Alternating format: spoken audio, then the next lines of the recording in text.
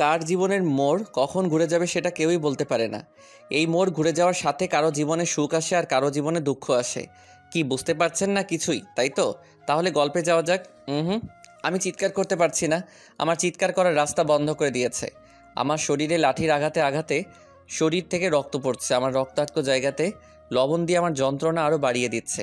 কালকে রাত থেকে বিরতিহীনভাবে আমায় মেরে যাচ্ছে। মনে হচ্ছে নিজের জীবনের অন্তিম মুহূর্তের সামনে দাঁড়িয়ে আছি। যে কোনো সময়ই আমার প্রাণ পাখি উড়াল দিয়ে দিবে আমার আঘাতপ্রাপ্ত শরীর থেকে। পুলিশ কনস্টেবলরা আমায় মারতে মারতে আমার অবস্থা পুরো খারাপ করে দিয়েছে। মানুষ তার ইগো আর নিজের বদলা নেওয়ার জন্য কতটা নিচে নামে পারে সেটা রিদিতাকে না দেখলেই হয়তো বুঝতেই পারতাম না। এখন মনে হচ্ছে কেন সেদিন রিদিতা অমন করে নিজে থেকে কথা বলতে আসছিল, কেন আমার আর ডলির কাছে এসে ক্ষমা চেয়েছিল। আসলে সব কিছুই ছিল ওর প্ল্যানের অংশ। মনে হচ্ছে আমায় যদি এর চেয়ে কেউ মেরে ফেলতো তাহলে ভালো হতো। হঠাৎ করে আমার মাথা চক্কর দিয়ে ওঠে আর চোখটা কেমন করে জানি বন্ধ হয়ে আসছে। দুজন পুলিশ কনস্টেবল রাহুলকে ঝুলিয়ে রেখে মেরে যাচ্ছে। রাহুল চিৎকার করতে যেও চিৎকার করতে পারছে না। রাহুলের মুখে একটা ছোট ফোমের বল ঢুকিয়ে রাহুলকে মেরে যাচ্ছে। হঠাৎ করে রাহুল নড়াচড়া বন্ধ করে শান্ত হয়ে যায়। পুলিশ অফিসাররা মারা বন্ধ করে দিয়ে রাহুলের পালস চেক করতে দেখতে পায় রাহুল অজ্ঞান হয়ে গেছে। তখন কনস্টেবলরা গিয়ে বড় অফিসারকে বলে। অফিসার এসে রাহুলকে পরীক্ষা করে সেখান থেকে তারা ফোন নিয়ে কাউকে কল দিল। কল দিয়ে কিছু কথা বলা শেষ করে কনস্টেবলদের উদ্দেশ্য করে বলল, এই তোরা এই ফকিনের বাচ্চাকে নিয়ে ওই নদীর পাশের জমিতে ফেলে আয়, তবে সাবধানে, যাতে কেউ না দেখতে পায়। কনস্টেবলরা রাহুলকে নিচে নামিয়ে একটা গাড়িতে তুলে দিয়ে নদীর পাড়ের উদ্দেশ্যে গাড়ি ছোটালো। এবার জেনে আসে রাহুলের সাথে এমনটা হওয়ার কারণ কি।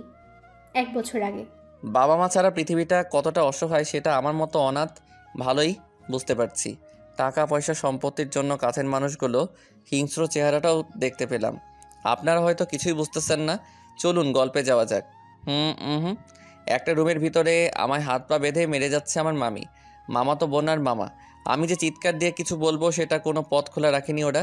আমার মুখে গুছিয়ে দিয়েছে কাপড়ের অনেক ছোট ছোট টুকরো। মনে হচ্ছে নিজের জীবনের অন্তিম যাত্রার সামনে দাঁড়িয়ে আছি। আমার শরীরে লাঠির আঘাতে ফেটে যাওয়া স্থান দিয়ে রক্ত পড়ছে আর সেই আঘাতপ্রাপ্ত জায়গায় লেবু চিপে লেবুর রস আর লবণ ঢেলে দিচ্ছে।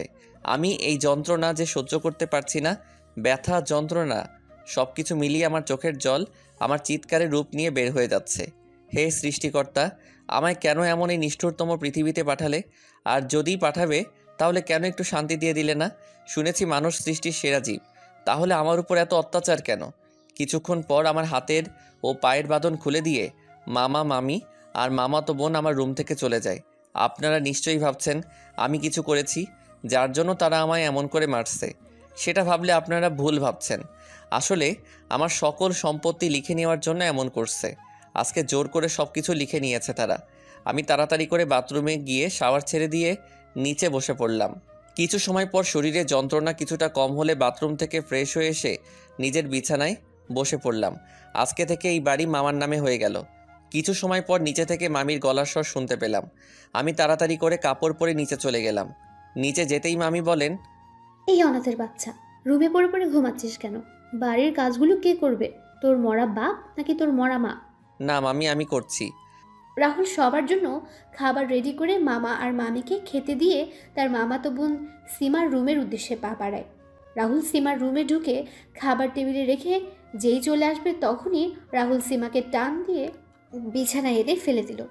সীমা বিছানা থেকে উঠে রাহুলের সামনে এসে রাহুলের গালে ঠাস ঠাস করে থাপ্পড় বসিয়ে দিয়ে বলল, অনাথের বাচ্চা, অনাথ ইতরের বাচ্চা, তোর সাহস হলো কি করে আমায় স্পর্শ করার? রাহুল গালে হাত দিয়ে দাঁড়িয়ে আছে, মাথা নিচু করে। তখন সীমা বলে উঠল, কি রে অনাথের বাচ্চা, কথা বলছিস না যে? না আরো কয়েকটা দিব তোকে? আসলে সীমা, তোর রুমের সুইচ বোর্ডে সমস্যা আর তুই ভেজা হাতে স্পর্শ করছিলি তাই আমি। তোর তো সাহস কম না, আমায় নাম ধরে ডাকিস? তোকে বলছি না ম্যাডাম বলে ডাকার জন্য? তুই তো আমার বোন হস আর আমার ছোট। তো কি হয়েছে? তুই হলি আমাদের বাড়ির চাকর, so you call me madam, it's that clear? Hmm. মাকে বলে দিস আমি কলেজে যাচ্ছি, আমার গাড়ি নিয়ে তুই হেঁটে চলে আসিস। খাবারটা খেয়ে যান। তোর হাতের খাবার খেতে ইচ্ছে করছে না আমার, আমি বাইরে খেয়ে নিব। সীমা কথাগুলো বলে গাড়ির চাবি ঘুরিয়ে ঘুরিয়ে রুম থেকে বের হয়ে যায়। রাহুল একটা হাসি দিয়ে সেখান থেকে নিচে এসে কাজ করতে শুরু করে। এবার আপনাদের রাহুলের পরিচয় দিয়ে দিই। আমাদের গল্পের নায়ক রাহুল রাজ। মা বাবা কেউ বেঁচে নেই। রাহুলের বয়স যখন 9 বছর তখন রাহুলের বাবা মা মারা যান। রাহুলের অনেক সম্পত্তি। রাহুল এবার অনার্স 2য় বর্ষে পড়ছে। রাহুলের মামা আর মামি মিলে সুযোগ বুঝে রাহুলকে তাদের সাথে নিয়ে আসছেন আর তারপর রাহুলের সকল সম্পত্তি নিজের নামে লিখে নেন। তারপর থেকে রাহুল হয়ে যায় নিজের বাসারই কাজের লোক। অবশ্য রাহুলের মামা তো বড় বোন সুমন আপু বেঁচে থাকলে রাহুলের সাথে এমন কোনো কাজ হতো না। কিন্তু ভাগ্যের কি নির্মম পরিহাস, 4 বছর আগে সুমন আপু পরপারে চলে গেলেন। আর বাকিটুকু গল্পের সাথে থাকলেই জানতে পারবেন। রাহুল নিচে আসতেই তার মামি বলে উঠল, কিরে সীমা কোথায়? মামি সে তো কলেজে চলে গেছে। আচ্ছা, এই সব কিছু ধুয়ে রান্নাঘরে রেখে দে, আর বাসার সকল কাজ করে তারপর ভার্সিটিতে যাবি, না হলে সকালের কথা মনে থাকে যেন। রাহুল একটা হাসি দিয়ে সকল কাজ শেষ করার জন্য রান্নাঘরে চলে গেল। সব কিছু গুছিয়ে রাহুল তার রুমে এসে ফ্রেশ হয়ে রেডি হতে যাবে, তখনই বুঝতে পারে তার শরীরে কয়েক জায়গায় ফুলে গেছে আর সেখান থেকে এখনও অল্প অল্প করে রক্ত পড়ছে। রাহুল একটা কাপড়ের টুকরো দিয়ে সেগুলো মুছে একটা শার্ট পরে নিল। যখন ব্যাগ পিঠে নিল তখন পিঠে প্রচণ্ড ব্যথা শুরু হয়ে গেল। রাহুল সকল ব্যথা সহ্য করে বের হয় ভার্সিটির উদ্দেশ্যে। রাহুল ভার্সিটিতে আসতে রাহুলের বেস্ট ফ্রেন্ড শাকিল আর আরিফ রাহুলের সামনে আসলো আর বলল, কিরে আজকে দেরি হলো যে? তোর তো দেরি হয় না? বাসার কাজ শেষ করে আসতে আসতে দেরি হয়ে গেছে। ভুলেই গেছিলাম রে। তোকে কত করে বললাম আমাদের সাথে এসে থাকার জন্য, কিন্তু তুই মানা করে দিলি। বাদ দে এসব কথা, এখন ক্লাসে চল। 3 বন্ধু মিলে হাসাহাসি করে ক্লাসের দিকে যাচ্ছিল। তখনই রাহুলের সাথে একটা মেয়ের ধাক্কা লাগে আর মেয়েটা মাটিতে পড়ে যায়।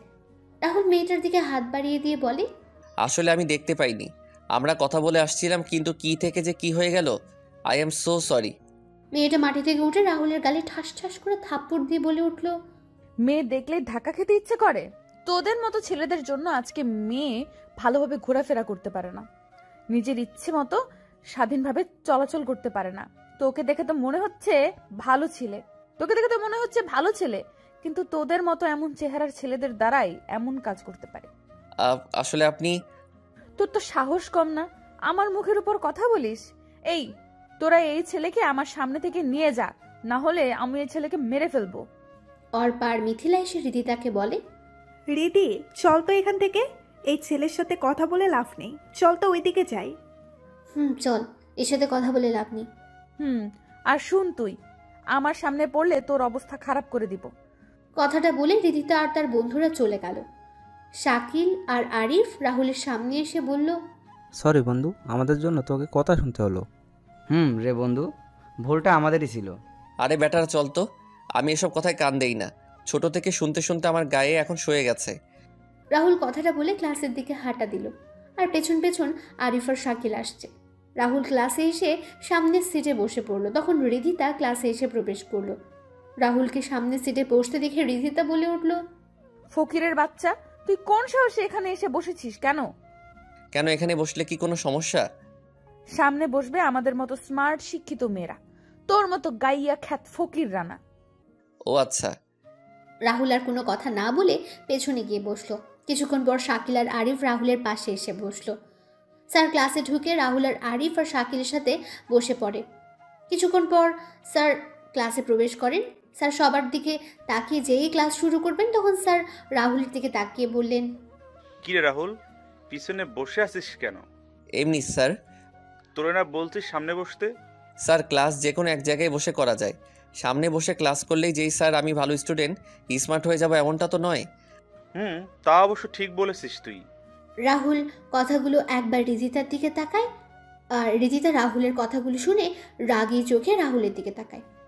এদিকে অর্পার মিথিলা রিদিতাকে আস্তে আস্তে শুনিয়ে শুনিয়ে বলল, ঠান্ডা মাথায় কিছুক্ষণ আগের বদলা নিয়েছিল ছেলেটা। এবার বুঝতে পারছি রাহুলকে কেন ভালো স্টুডেন্ট। রিদি, তুই ওর দিকে তাকিয়ে আছিস কেন? ছেলের সাহস কেমন দেখেছিস? দেখেছিস, বুকের পাঠা আছে ছেলের। মিস রিদিতা আর রিদিতার 2 হাত, আপনারা ক্লাস করবেন না? বের হয়ে যাবেন। ক্লাস করার ইচ্ছে না থাকলে রুম থেকে বের হয়ে যেতে পারেন, দরজা আপনাদের সামনেই আছে। কেউ আর কোনো কথা বলল না। স্যার ক্লাস নেওয়া শুরু করলেন। একজন স্যারের ক্লাসের পর আরেকজন স্যার এসে ক্লাস নিয়ে চলে গেলেন। ক্লাস শেষ করে রাহুল, শাকিল, আরিফ শহীদ মিনারে বসে কথা বলছিল। তখনই রিদিতা এসে বলল, তোর তো সাহস কম না, তুই আমার ক্লাসের সবার সামনে অপমান করিস। আমি আপনাকে কখন অপমান করলাম? তুই ক্লাসে আমায় এই কথাগুলো শুনিয়ে শুনিয়ে কেন বললি? ক্লাসের কেউ এসে প্রতিবাদ করছে না, তাহলে তুই কেন এসেছিস রিদিতা? জানেন তো, চোরের মন পুলিশ পুলিশ। তুই জানিস আমি কে, আমার পরিচয় কি? আপনাকে দেখে আপনার সম্পর্কে জানা হয়ে গেছে আমার। আপনি কোনো অহংকারী বাবা মায়ের অহংকারী মেয়ে হবেন যে মানুষকে মানুষ মনে করেন না। শাকিল, আরিফ, চল এখান থেকে। রাহুল কথাগুলো বলে ভার্সিটি থেকে বের হয়ে আসে। রাহুল বাড়িতে এসে দেখতে পায় বাড়িতে কেউ নেই। রাহুল তার রুমে যাবে, তখন সে শুনতে পায় অদ্ভুত কিছু শব্দ। রাহুল শব্দগুলো অনুসরণ করে কিছুটা সামনে যেতেই একটা রুম দেখতে পায়। রুমটা ছিল সীমার রুম। রাহুল রুমের সামনে গিয়ে দেখতে পায় দরজা ভেতর থেকে ঠিকমতো লাগানো হয়নি। রাহুল দরজা ঠেলে দেখতে পায়, আমি দরজা ঠেলে দেখতে পেলাম আমার মামাতো বোন সীমা আর একটা ছেলে অন্তরঙ্গ সম্পর্কে জড়িয়েছে। তারা এই পাপ কাজের নেশায় এতটাই বিভোর যে দরজাটা লাগাতেই ভুলে গেছে। আমি তো নিজের চোখকে বিশ্বাস করাতে পারছি না। আমার মাথা যেন ঘুরতে লাগলো। কিছুক্ষণের জন্য আমি পাথরের ন্যায় শক্ত হয়ে গেলাম। তখন বললাম, সি সি সি সীমা, এগুলো কি করছিস তুই? মামা মামি জানলে কি হবে বুঝতে পারছিস? রাহুলের কথা শুনে সীমা ওর ছেলেটা আলাদা হয়ে যায়। ছেলেটা নিজের পোশাক পরে সেখান থেকে চলে যায়। সীমা নিজেকে ঢেকে রাহুলের উদ্দেশ্যে বলে, তুই এখানে এই সময়ে? না এলেই তো জানতে পারতাম না তুই এমন একটা কাজ করছিস। আমি জানতাম তুই একটা অহংকারী বদমেজাজি মেয়ে, কিন্তু তুই যে এমন একটা কাজ করবি না সেটা বুঝতে পারিনি। তোকে নিজের বোন বলতে আমার রুচিতে পাচ্ছে। এইরকম পাপ কাজে নিজেকে জড়ানোর আগে একবার অন্তত মামা মামির কথা চিন্তা করতি। তোর এই কাজের কথা মামা মামি জানলে কাউকে নিজের মুখ দেখাতে পারবে না। দেখ রাহুল, তুই ভুল ভাবছিস। হ্যাঁ, নিজের চোখে আমি যা দেখেছি সেটাকে ভুল বলবো? ছি সীমা, ছি। রাহুল কথাগুলো বলে সীমার রুম থেকে বের হয়ে নিজের রুমে চলে যায়। রাহুল ফ্রেশ হয়ে নিচে এসে সবার জন্য খাবার তৈরি করতে থাকে। কিছুক্ষণ পর মামা আর মামি বাসায় ফিরে আসেন। দুপুরের খাবার সবাই একসাথে খাওয়া দাওয়া করে যে যার রুমে চলে যায়।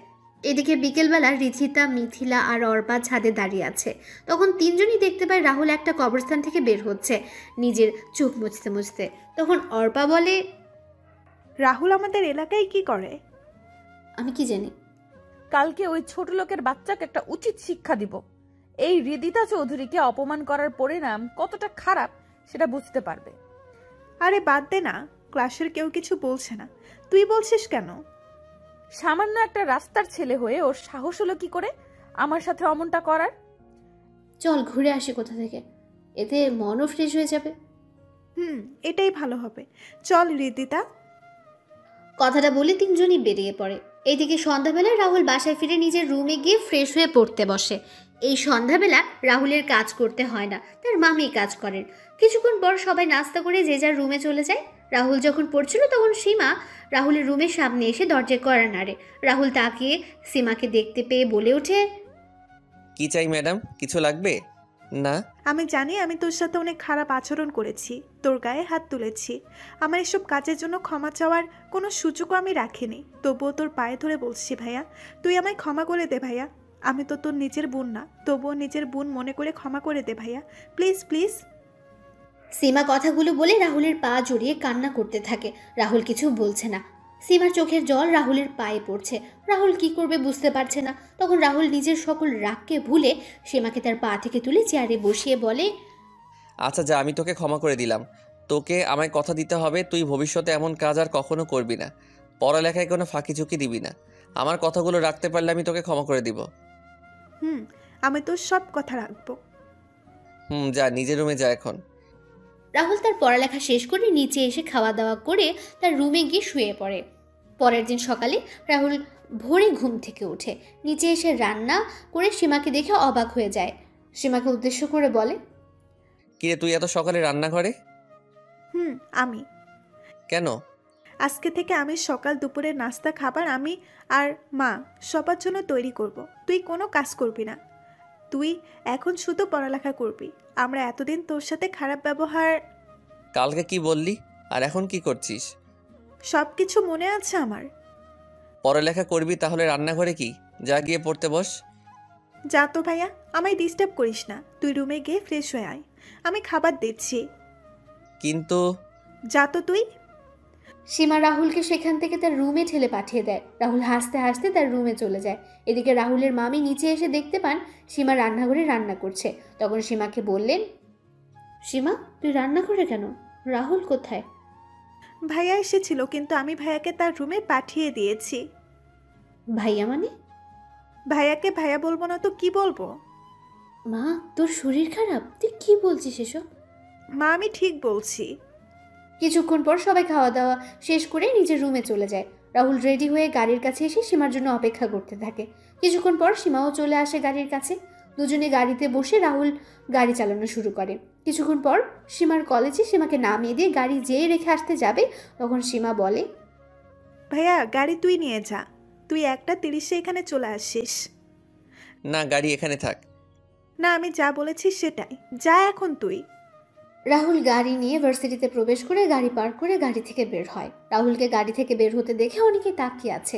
অর্পা আর মিথিলা বলে ওঠে, এটা কি দেখছি আমি? যেই ছেলে গতকালকে নোংরা পোশাক পরে ভার্সিটিতে এসেছিল আজকে দামি একটা গাড়ি থেকে নামছে। এটা দেখে আমার মনে হচ্ছে কাশেম টিভির কোনো প্রোগ্রাম চলছে। রিদিতা অর্পা আর মিথিলাকে পিঠে দুটো ধুম করে বসিয়ে দিয়ে বলে ওঠে, এত গড়াগড়ি করছিস কেন? দেখ গাড়ি কোথা থেকে ভাড়া করে নিয়ে আসছে হয়তো। বন্ধু কী রে, হঠাৎ করে গাড়ি নিয়ে? না, কালকের অপমানের বদলা নিতে। নাব্বে সালা, আসলে সীমার এই কথাটা বললাম না। ও আচ্ছা, এই ব্যাপার। তবে একদিক দিয়ে ভালো হয়েছে, সীমা যে তোকে সাপোর্ট করেছে, এটাই অনেক ভালো। তারপর সবাই মিলে ক্লাসে চলে যায়। ক্লাস শেষ করে রাহুল আরিফ আর শাকিলকে বিদায় দিয়ে চলে যায়। সীমাকে কলেজ থেকে নিয়ে বাসায় চলে আসে। বাসায় এসে রাহুল দেখতে পায় খাবার টেবিলে সাজানো। রাহুলও ফ্রেশ হয়ে এসে খাবার খেয়ে নিজের রুমে চলে যায়। রাতেবেলা সবাই যখন খাবার খাচ্ছিল তখন টিভির নিউজে সবাই শুনতে পায় আজকের সিলেটের বড় রাস্তার পাশের মোড়ে কয়েকজন সন্ত্রাসীর মরদেহ গাছের ডালে ঝুলন্ত অবস্থায় পাওয়া গেছে। পুলিশ এখনও সঠিক করে কিছু বলতে পারছে না, তবে সন্ত্রাসীদের বুকে বড় বড় করে লেখা আছে দ্য ডেথ ডেভিল। এভাবে চলে যায় 10টা দিন। এই 10 দিনে সীমা রাহুলের সাথে অনেক ভালো ব্যবহার করেছে, নিজের ভাইয়ের মতো। এই 10 দিনে মনে হয়েছে সীমা ও রাহুলের একজন মায়ের পেটের ভাই বোন। পরের দিন সকালে রাহুল ভার্সিটিতে চলে যায়। আজকে অবশ্য সীমা কলেজে যায়নি, তাই রাহুল গাড়ি নিয়ে আসেনি। রাহুল ভার্সিটিতে আসতেই রিধিতা বলে ওঠে, কি রে ছোট লোক, আজকে তোর গাড়ি কোথায়? এই কয়েকদিন তো গাড়ি নিয়ে এসেছিলি। আপনার কি কোনো কাজ নেই? আমি তো আপনার সাথে নিজে থেকে কথা বলি না, তাহলে কেন আমার সাথে আসছেন কথা বলতে? আর কথা যখন বলতেই হবে তাহলে ভদ্রভাবে কথা বলতে পারেন না? না পরিবার থেকে ভদ্রভাবে কথা বলার সুযোগ পাননি? তোর মতো ছোট লোকের সাথে আমায় কথা বলতে হলে চিন্তা করে কথা বলতে হবে। ওই যে বললাম, আপনি কোন পরিবারের মেয়ে সেটা আপনাকে দেখেই বোঝা যাচ্ছে। রাহুল আর কোনো কথা না বলে সেখান থেকে ক্লাসে চলে যায়। কিছুক্ষণ পর স্যার ক্লাসে এসে ক্লাস শুরু করেন। ক্লাস শেষ করে যখন সবাই বের হচ্ছিল তখনই রাহুলের ফোন বেজে ওঠে। রাহুল ফোন রিসিভ করার সাথে ওপাশ থেকে কেউ কিছু কথা বলে। রাহুল তাড়াতাড়ি করে বাড়ির সামনে এসে দেখতে পায় বাড়িতে অনেক মানুষ। রাহুল হাঁটছে সামনের দিকে, কিন্তু এত মানুষ বাড়িতে কেন সেটা বুঝতে পারছে না। রাহুল কিছুটা সামনে যেতে তার মামির গলা শুনতে পেলে রাহুল তাড়াতাড়ি করে ঘরে ঢুকে পড়ে। আর ঘরে ঢুকে যা দেখতে পেল এতে করে রাহুলের মাথায় আকাশ ভেঙে পড়ে। রাহুল কি করবে বুঝতে পারছে না। রাহুল ধীর পায়ে হেঁটে ফ্লোরে সাদা চাদর জড়িয়ে রাখা লাশটার সামনে যে চাদর সরিয়ে দেখতে পায় সীমা মাটিতে শুয়ে আছে। রাহুল সীমার লাশের পাশে ধূপ করে বসে যায়। রাহুলের চোখ দিয়ে জল গড়িয়ে পড়ছে। রাহুল তার মামির দিকে তাকাতে রাহুলের মামি রাহুলের দিকে কান্না মিশ্রিত কণ্ঠে বলে উঠলেন, আমি বাসায় এসে কারো কোনো সারা শব্দ পাচ্ছিলাম না, তাই আমি যখন সীমার রুমের সামনে আসি তখন দেখি সীমা তার রুমের ফ্যানের সাথে ঝুলছে। কথাটা বলে মামি কান্না করতে থাকেন। রাহুল কি বলবে বুঝতে পারছে না। তখন রাহুল সীমার হাতে একটা কাগজ দেখতে পায়। রাহুল কাগজটা নিয়ে দেখতে পায় সেখানে লেখা আছে, ভাইয়া আমায় ক্ষমা করে দিস, আমি তোর কথাগুলো রাখতে পারলাম না। চেষ্টা করেছিলাম তোর কথা রাখার জন্য, কিন্তু রাখতে পারিনি। আমি তোর সাথে অনেক খারাপ ব্যবহার করেছি, এমনকি তোর উপর হাত তুলেছি। ভাইয়া আমায় ক্ষমা করে দিস, ভালো থাকিস আর আমার মা বাবাকে দেখে রাখিস। আমার মা বাবার আর কেউ রইল না রে ভাইয়া, এখন তুই তাদের জন্য সব কিছু। ইতি তোর বেয়াদব বোন সীমা। রাহুল চিঠিটা পড়ে সীমার প্রাণহীন দেহটাকে জড়িয়ে ধরে কান্না করতে থাকে। কিছুক্ষণ পর বাসায় পুলিশ আসে আর জিজ্ঞেস করে, আপনাদের কারো উপর কি কোনো সন্দেহ হচ্ছে? না, আমাদের কারো উপর কোনো সন্দেহ হয় না। পুলিশ অফিসার বললেন। অফিসার, আপনারা এখন আসতে পারেন। পুলিশ অফিসার চলে যায়। 2 ঘন্টা পর সীমাকে সমাহিত করা হয়। সীমার মৃত্যুর খবর শুনে আরিফ আর শাকিলও আসে। শাকিল আর আরিফ রাহুলকে শান্ত করার চেষ্টা করছে। সবাই সকল কাজ শেষ করে চলে যায়। রাহুল তার রুমে গিয়ে ঘুমিয়ে পড়ে। রাতের বেলা রাহুল সবার জন্য খাবার তৈরি করে আর তার মামা আর মামির রুমে নিয়ে গিয়ে বলে, মামা মামি চলো খেয়ে নিবে। না, আমার খিদে নেই, তুই খেয়ে নে। তুই খেয়ে ঘুমিয়ে পড়। তোমাদের শরীর খারাপ করবে না, খেলে চলো তো এখন। রাহুল জোর করে তার মামার মামিকে নিয়ে খাবার টেবিলে চলে যায় আর দুজনকে খাইয়ে দিচ্ছে নিজের হাতে। রাহুলের মামা আর মামি অবাক চোখে রাহুলের দিকে তাকিয়ে আছেন আর চোখের জল ফেলছেন। তখন রাহুলের মামা রাহুলকে বললেন, তোর সাথে তো আমরা অনেক খারাপ ব্যবহার করেছি, তারপরেও তুই আমাদের। তো কি হয়েছে, মামা হচ্ছে মায়ের ভাই, মাতুল সমান, আর মামি হচ্ছে মায়ের পরবর্তী স্থান। আমাদের ক্ষমা করে দে বাবা, আমরা সম্পত্তির লোভে অন্ধ হয়ে গিয়েছিলাম। আরে কথা বলা বন্ধ করে খাও তোমরা। সবাই খাওয়া দাওয়া করে যে যার রুমে গিয়ে ঘুমিয়ে পড়ে। পরের দিন সকালে রাহুল যে ইউনিভার্সিটিতে প্রবেশ করতে যাবে, তখন রিধিতা রাহুলের সামনে এসে দাঁড়ায়। তখন রাহুল বলে, কি ব্যাপার, আপনি রাস্তা আগলে দাঁড়ালেন কেন? ঠাস ঠাস, তোরে বলছি না আমায় কোনো প্রশ্ন করবি না? প্রশ্ন আমি তোকে করব। আচ্ছা করুন, কি প্রশ্ন করবেন? তুই কালকে আমার সিটে বসেছিস, তার উপর আমায় কথা শুনিয়েছিস, এর জন্য তোকে শাস্তি পেতে হবে। শাস্তি পেতে হবে মানে? এই তোরা বল, একে কি শাস্তি দেওয়া যায়? আজকে আরিফ আর শাকিল ভার্সিটিতে আসেনি। রিধিতার কথা শুনে ওর এক বন্ধু এক এক রকমের শাস্তির নাম বলছিল। তখন অর্পা বলে ওঠে, রিদিতা, কালকে না তোর পানির বোতল ড্রেনে পড়ে গেছিল ওইটা? Good idea. দেখুন, আমি ক্ষমা চাইছি কালকে সব কিছুর জন্য। আমার মন মেজাজ ভালো নেই, তাই আমায় এসব শাস্তি দিয়েন না। তুই এসব বলে পার পেয়ে যাবে ভেবেছিস? তাহলে তুই ভুল ভাবছিস। তুই ভুল করেছিস, তার মাসুল তো দিতেই হবে। কতগুলো বলে রিদিতা আর ওর বান্ধবীরা আমার দিকে এগোতে লাগলো আর আমি পিছাতে লাগলাম। পিছাতে পিছাতে আমি হঠাৎ আমার চোখ পড়ে, আমি একটা ড্রেনের ঢাকনা খোলা, আমি সেটা দেখে পাশ কেটে সরে আসি। কিন্তু রিদিতা আমার দিকে তাকিয়ে হাঁটছিল আর পড়ে গেল ড্রেনের ভিতরে। রিদিতাকে ড্রেনের ভিতরে পড়তে দেখে সবাই রিদিতাকে নিয়ে হাসাহাসি করছে। আমি দাঁড়িয়ে আছি চুপচাপ। আমি যে হাসছি না এটা নয়, আমি হাসছি তবে ভেতরে ভেতরে। নিজেকে কিছুটা স্বাভাবিক করে আমি কিছুটা এগিয়ে গিয়ে হাত বাড়িয়ে দিয়ে বললাম, চলুন উঠে আসুন এখন। তুই শর্ত, তোর মতো ছোট লোকের হাতে আমি হাত রাখবো? ছোট লোককে সেটা এখন সবাই দেখতে পাচ্ছে। যেখানে পড়েছেন সেখান থেকে বাজে দুর্গন্ধ আসছে। আপনার বান্ধবীরা চলে গেছে, তাড়াতাড়ি উঠে আসুন। রাহুল রিধিতাকে গাড়ি থেকে তুলে দিয়ে বলে, যান, বাসায় গিয়ে ফ্রেশ হয়ে নিন। আর কারোর সাথে খারাপ কাজ করার আগে 3 বার ভেবে নেবেন। আসি আমি। রিধিতা চলে যায় গাড়ি নিয়ে বাসায় আর রাহুল চলে যায় ক্লাসে। রাহুল গিয়ে দ্বিতীয় সারির একটা সিটে বসে পড়ে। কিছুক্ষণ সময় পর একটা ছেলে ক্লাসে প্রবেশ করে। রাহুল তখন বই পড়ছিল। তখনই রাহুল উড়ে গিয়ে দেওয়ালের সাথে ধাক্কা খায়। দেওয়ালের সাথে ধাক্কা খাওয়ার সাথে সাথে রাহুলের মাথা ফেটে রক্ত বের হয়ে যায়। রাহুল মাথা চেপে ধরে দাঁড়াতে একটা ছেলে বলে ওঠে, এই সিটটা হলো আমার। তুই এখানে বসার সাহস পেলি কোথা থেকে? যা পিছনে গিয়ে বসে পড় চুপচাপ। কোনো কথা না বলে নিজের মাথা চেপে ক্লাস থেকে বের হয়ে একটা গাছের নিচে বসে পড়লাম। মাথাটাও কেমন যেন ঘুরছে, কি করব বুঝতে পারছি না। হঠাৎ করে চোখ দুটো বন্ধ হয়ে গেল। রাহুলের যখন জ্ঞান ফেরে তখন সে দেখতে পায় একটা রুমে শুয়ে আসে। তারপর পাশে আরিফ, শাকিল আর একটা মেয়ে দাঁড়িয়ে আছে। তখন রাহুল বলে, তুই হাসপাতালে আছিস আর আমাদের এখানে ও আসতে বলেছে। কে উনি? আমার নাম ডলি, আমি তোমাদের সাথেই পড়ি। আসলে ক্লাসে যে ছেলেটা তোমায় মেরেছে সে হচ্ছে এই শহরের মাফিয়া ও ড্রাগসের ব্যবসাকারী জয়নালের ছেলে ডনি। তুমি যেই সিটে বসেছিলে ওই সিটে ডনি ছাড়া কেউ বসে না। কিন্তু ওই ছেলেকে তো আমি এই কয়েক মাসে ক্লাসে দেখিনি। রাহুল, তোকে এটা বলা হয়নি আমাদের। আসলে ডনি খুব কম সময়ই ভার্সিটিতে আসে।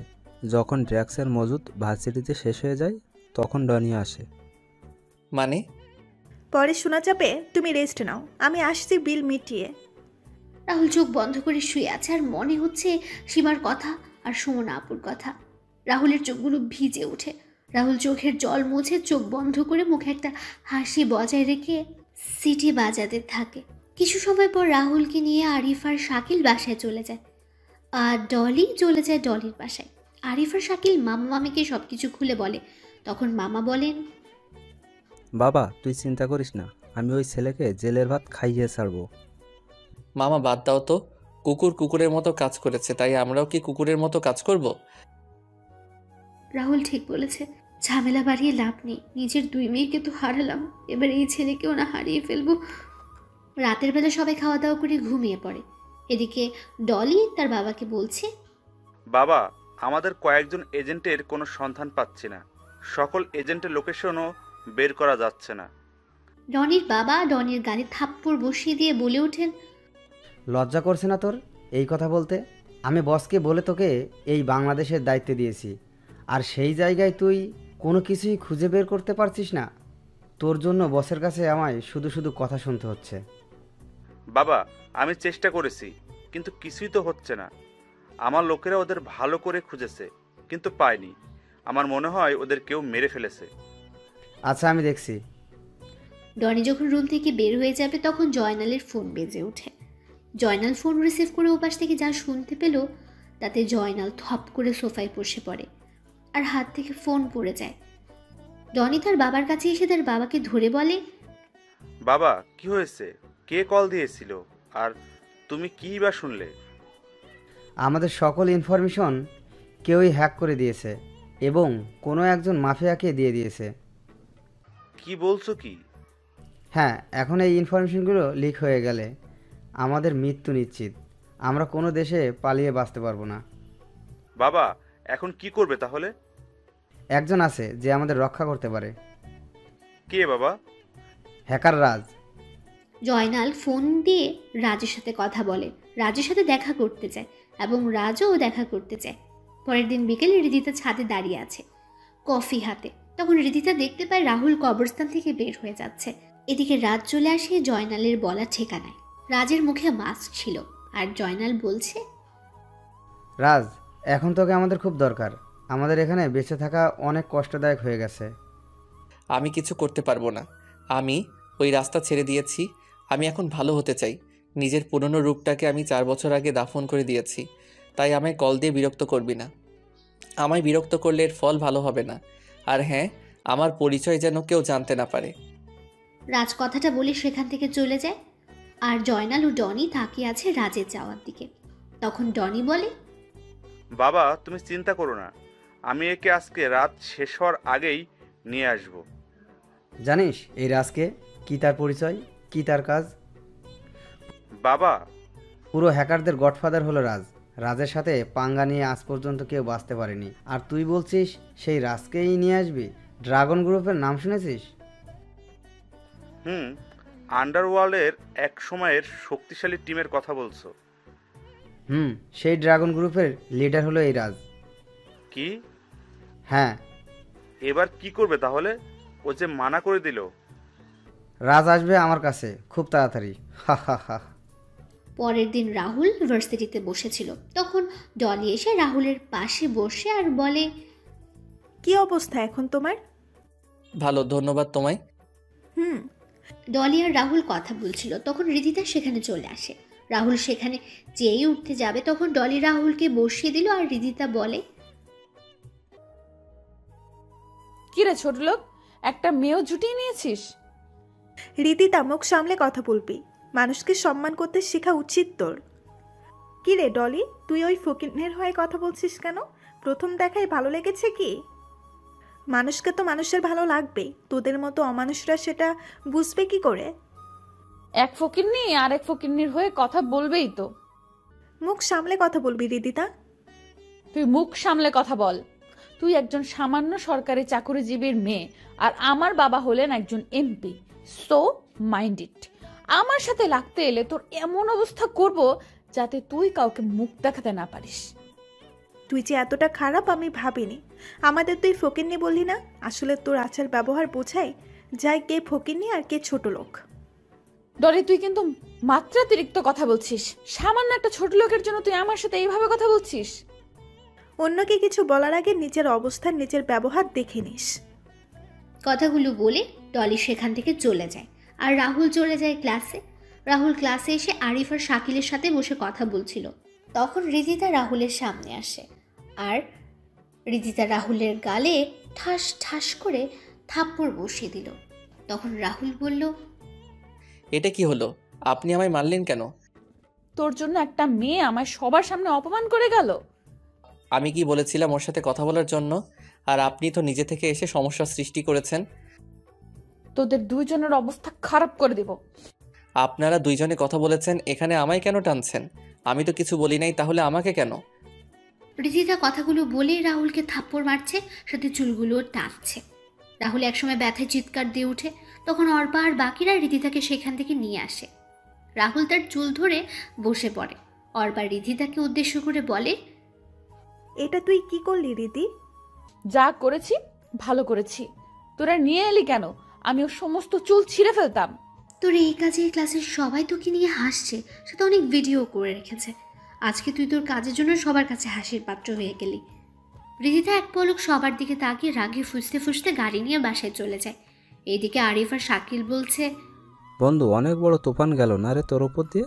ওটা তুফান না, নার্গিস গিয়েছে। শাআল্লাহ, আর একটু হলে আমার মাথার সমস্ত চুল ছিঁড়ে ফেলতো। আমি যতই ওর থেকে দূরে থাকতে চাই, ততই মেয়েটা কেন আমার সাথে পায়ে পায়ে ঝগড়া করতে আসে? বন্ধু চল বাসায় চলে যাই, আজকে আর ভালো লাগছে না। তারপর তিনজনই বাসায় চলে যায়। পরের দিন সকালে রাহুল ভার্সিটিতে আসতে দেখতে পায় রিদিতা আর তার বান্ধবীরা ডলিকে ঘিরে ধরে বাজেভাবে কথা বলছে। রিদিতা তার ছেলে বন্ধুরা ডলিকে বাজেভাবে ধরে আছে আর ভার্সিটির সকল স্টুডেন্টদের দিকে তাকিয়ে আছে। ডলি নিজেকে ছাড়ানোর চেষ্টা করছে কিন্তু পারছে না। রাহুলের এটা দেখে মেজাজ গরম হয়ে যায়। তখন রাহুল রিদিতার সামনে গিয়ে বলে, এখানে কি হচ্ছে? এখানে ওই মেয়ের মুখ কালো করে সমাজের মাঝে নতুন পরিচয় হবে। দেখুন আপনার সমস্যা আমার সাথে, তাই ডলিকে ছেড়ে দিন। কাউকে ছাড় দেওয়া হবে না। আগে এই মেয়ে, তারপর ওই ছেলে। ওই তোরা ভিডিও কর, আমি আজকে ডলির সম্মানহানি করব।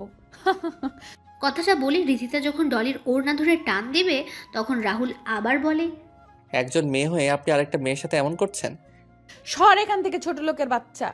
কথাটা বলে রিদিতা যেই ওড়না ধরবে, তখন রাহুল সবাইকে অবাক করে দিয়ে রিদিতার গেঞ্জি টেনে ধরে আর বলে, নে এবার ভিডিও কর। তোর অনেক ইচ্ছা না অন্যের সম্মানহানি করার? এবার তোর সম্মানহানি হবে। রাহুলের এমন কাণ্ডে সবাই অবাক হয়ে যায়। অর্পা, মিথিলা সহ সবাই তাকিয়ে আছে। সবাই ভিডিও করা বন্ধ করে দিয়েছে। রাহুল রিদিতার গেঞ্জি ছেড়ে দিয়ে ডলিকে নিয়ে চলে আসছিল। তখনই রিদিতা বলে ওঠে, তোর যদি সাহস থাকে তাহলে আজকে 3 ঘন্টা ভার্সিটি থেকে দেখা। আজকে তোকে শেষ করে দিব। যা, তোর কোনো বাপ আছে নিয়ে আয়। দেখা যাবে। রিদিতা ফোন দিয়ে তার বাবাকে বলে। তখন তার বাবা তার লোকদের পাঠিয়ে দিলেন। 1 ঘন্টা পর রাহুল ক্লাস করছে। তখন রিদিতা তার বাবার পাঠানো লোকদের নিয়ে ক্লাসে প্রবেশ করে আর রাহুলকে দেখিয়ে দিল। লোকগুলো এসে রাহুলকে ক্লাস থেকে টানতে টানতে ভার্সিটির মাঠে নিয়ে যায়। লোকগুলো রাহুলকে স্ট্যাম্প, হকি স্টিক, পাইপ নিয়ে আঘাত করছে আর রাহুল সবাইকে অবাক করে হেসে যাচ্ছে। রাহুলের মুখ, মাথা থেকে রক্ত পড়ছে, কিন্তু রাহুল অনবরত হেসে যাচ্ছে। রাহুলের দিকে তাকিয়ে আছে সবাই অবাক চোখে। এত আঘাতের পরও হাসছে। ডলি, আরিফ আর শাকিল বলছে, কিরে রাহুল হাসছে কেন? এত আঘাতের পরেও হাসছে? রাহুলের শরীরে মনে হচ্ছে এই আঘাতের কোনো প্রতিক্রিয়াও হচ্ছে না। রাহুল হাসছে দেখে রিদিতা রাহুলের সামনে গিয়ে বলে, কিরে হাসছিস কেন? হাসবো না কেন বলতো? তোর ডেকে আনা লোকগুলো আমায় কিছু করতে পারছে না। তোর শরীর থেকে রক্ত পড়ছে আর বলছিস কিছু হয়নি। দাঁড়া, তোর খালি শরীরে আঘাত করলেই বুঝতে পারবি। রাহুল টি শার্ট ছিঁড়ে ফেলতেই সবাই অবাক হয়ে যায়। রিদিতার বাবার লোকেরা পালিয়ে যায় আর রিদিতা সেখান থেকে কয়েক পা পিছিয়ে যায়। ভার্সিটির সবাইও তাকিয়ে আছে রাহুলের দিকে। ডলি, আরিফ আর শাকিলও তাকিয়ে আছে।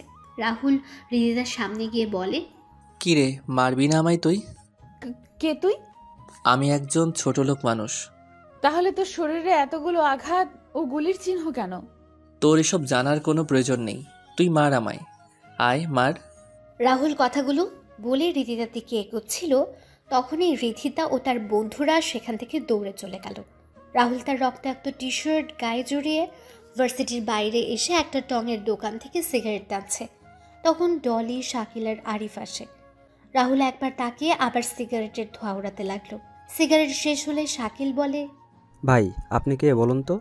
আপনি যে কোনো সাধারণ মানুষ নয় সেটা আমরা বুঝে গেছি। কি বলছিস কি তোরা? তোর শরীরে এগুলো এলো কিভাবে? বলবো সব, তবে লক্ষ্য যেদিন পূরণ হবে সেই দিন বলবো। রাহুল কথাটা বলে সেখান থেকে চলে যায় বাসায়। এদিকে রিধিতা তার রুমে বসে একটু আগের কথা চিন্তা করছে। রিধিতা মনে মনে বলছে, কে ওই ছেলে? ছেলেটাকে যেমন দেখতে তেমনটা কিন্তু নয়। ওর এমন চেহারার পেছনে কি এমন রহস্য লুকিয়ে আছে? ও শরীরে এত চিহ্ন কিসের? ধুর, ও যেই হোক তাতে আমার কি? আমার বদলা নিতে হবে, সেদিন আমি চিন্তা করব কি করে যে বদলাটা নেই। আমি ঠিক করেই। রিধিতা বসে এসব চিন্তা করছিল, তখনই রিধিতা ইয়েস বলে লাফ দিয়ে উঠল। রিধিতা নিচে গিয়ে খাওয়া দাওয়া শেষ করলো। রাহুল বাসায় এসে তার রুমে গিয়ে ফ্রেশ হয়ে কেটে যাওয়া জায়গায় মলম লাগিয়ে শুয়ে পড়ল। রাতের বেলা যখন সবাই মিলে খাবার খাচ্ছিল, তখনই সবাই নিউজে দেখতে পেল আজকেও বড় রাস্তার পাশের পুকুরে কয়েকজন লাশ পাওয়া গেছে। পুলিশ বলছে মৃত ব্যক্তিরা ড্রাগসের ব্যবসার সাথে জড়িত। আগের মতোই সবার বুকে লেখা আছে দ্য ডেড ডেভিল। পরের দিন সকালে রাহুল ভার্সিটিতে বসে আরিফ, শাকিল আর ডলির সাথে কথা বলছিল। তখনই শাকিল বলে ওঠে, ওই এই ভিডিওটা দেখতো তোরা। কিসের এই ভিডিওটা? আরে বেটা, কালকে রাতে পুলিশের আইজিপিকে কেউ বাজেভাবে হত্যা করেছে আর বুকে লিখে দিয়েছে ডে ডেড ডেভিল মেরেছে। কি শুরু হলো বলতো? দেশে এক এক করে সবাইকে মেরে ফেলছে ওই ডেভিল।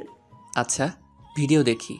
ভিডিওটা নিয়ে দেখতে পেলাম ডেভিল পুলিশের আইজিপিকে প্রথমে উলঙ্গ করে একটা ছুরি দিয়ে গলা থেকে কোমর পর্যন্ত আঘাত করছে এক নাগাড়ে, আর আইজিপি চিৎকার করছে। তারপর ডেভিল আইজিপির বুকে ফুটন্ত অ্যাসিড ঢেলে দিচ্ছে। আইজিপি চিৎকার করতে করতে অজ্ঞান হয়ে যায়।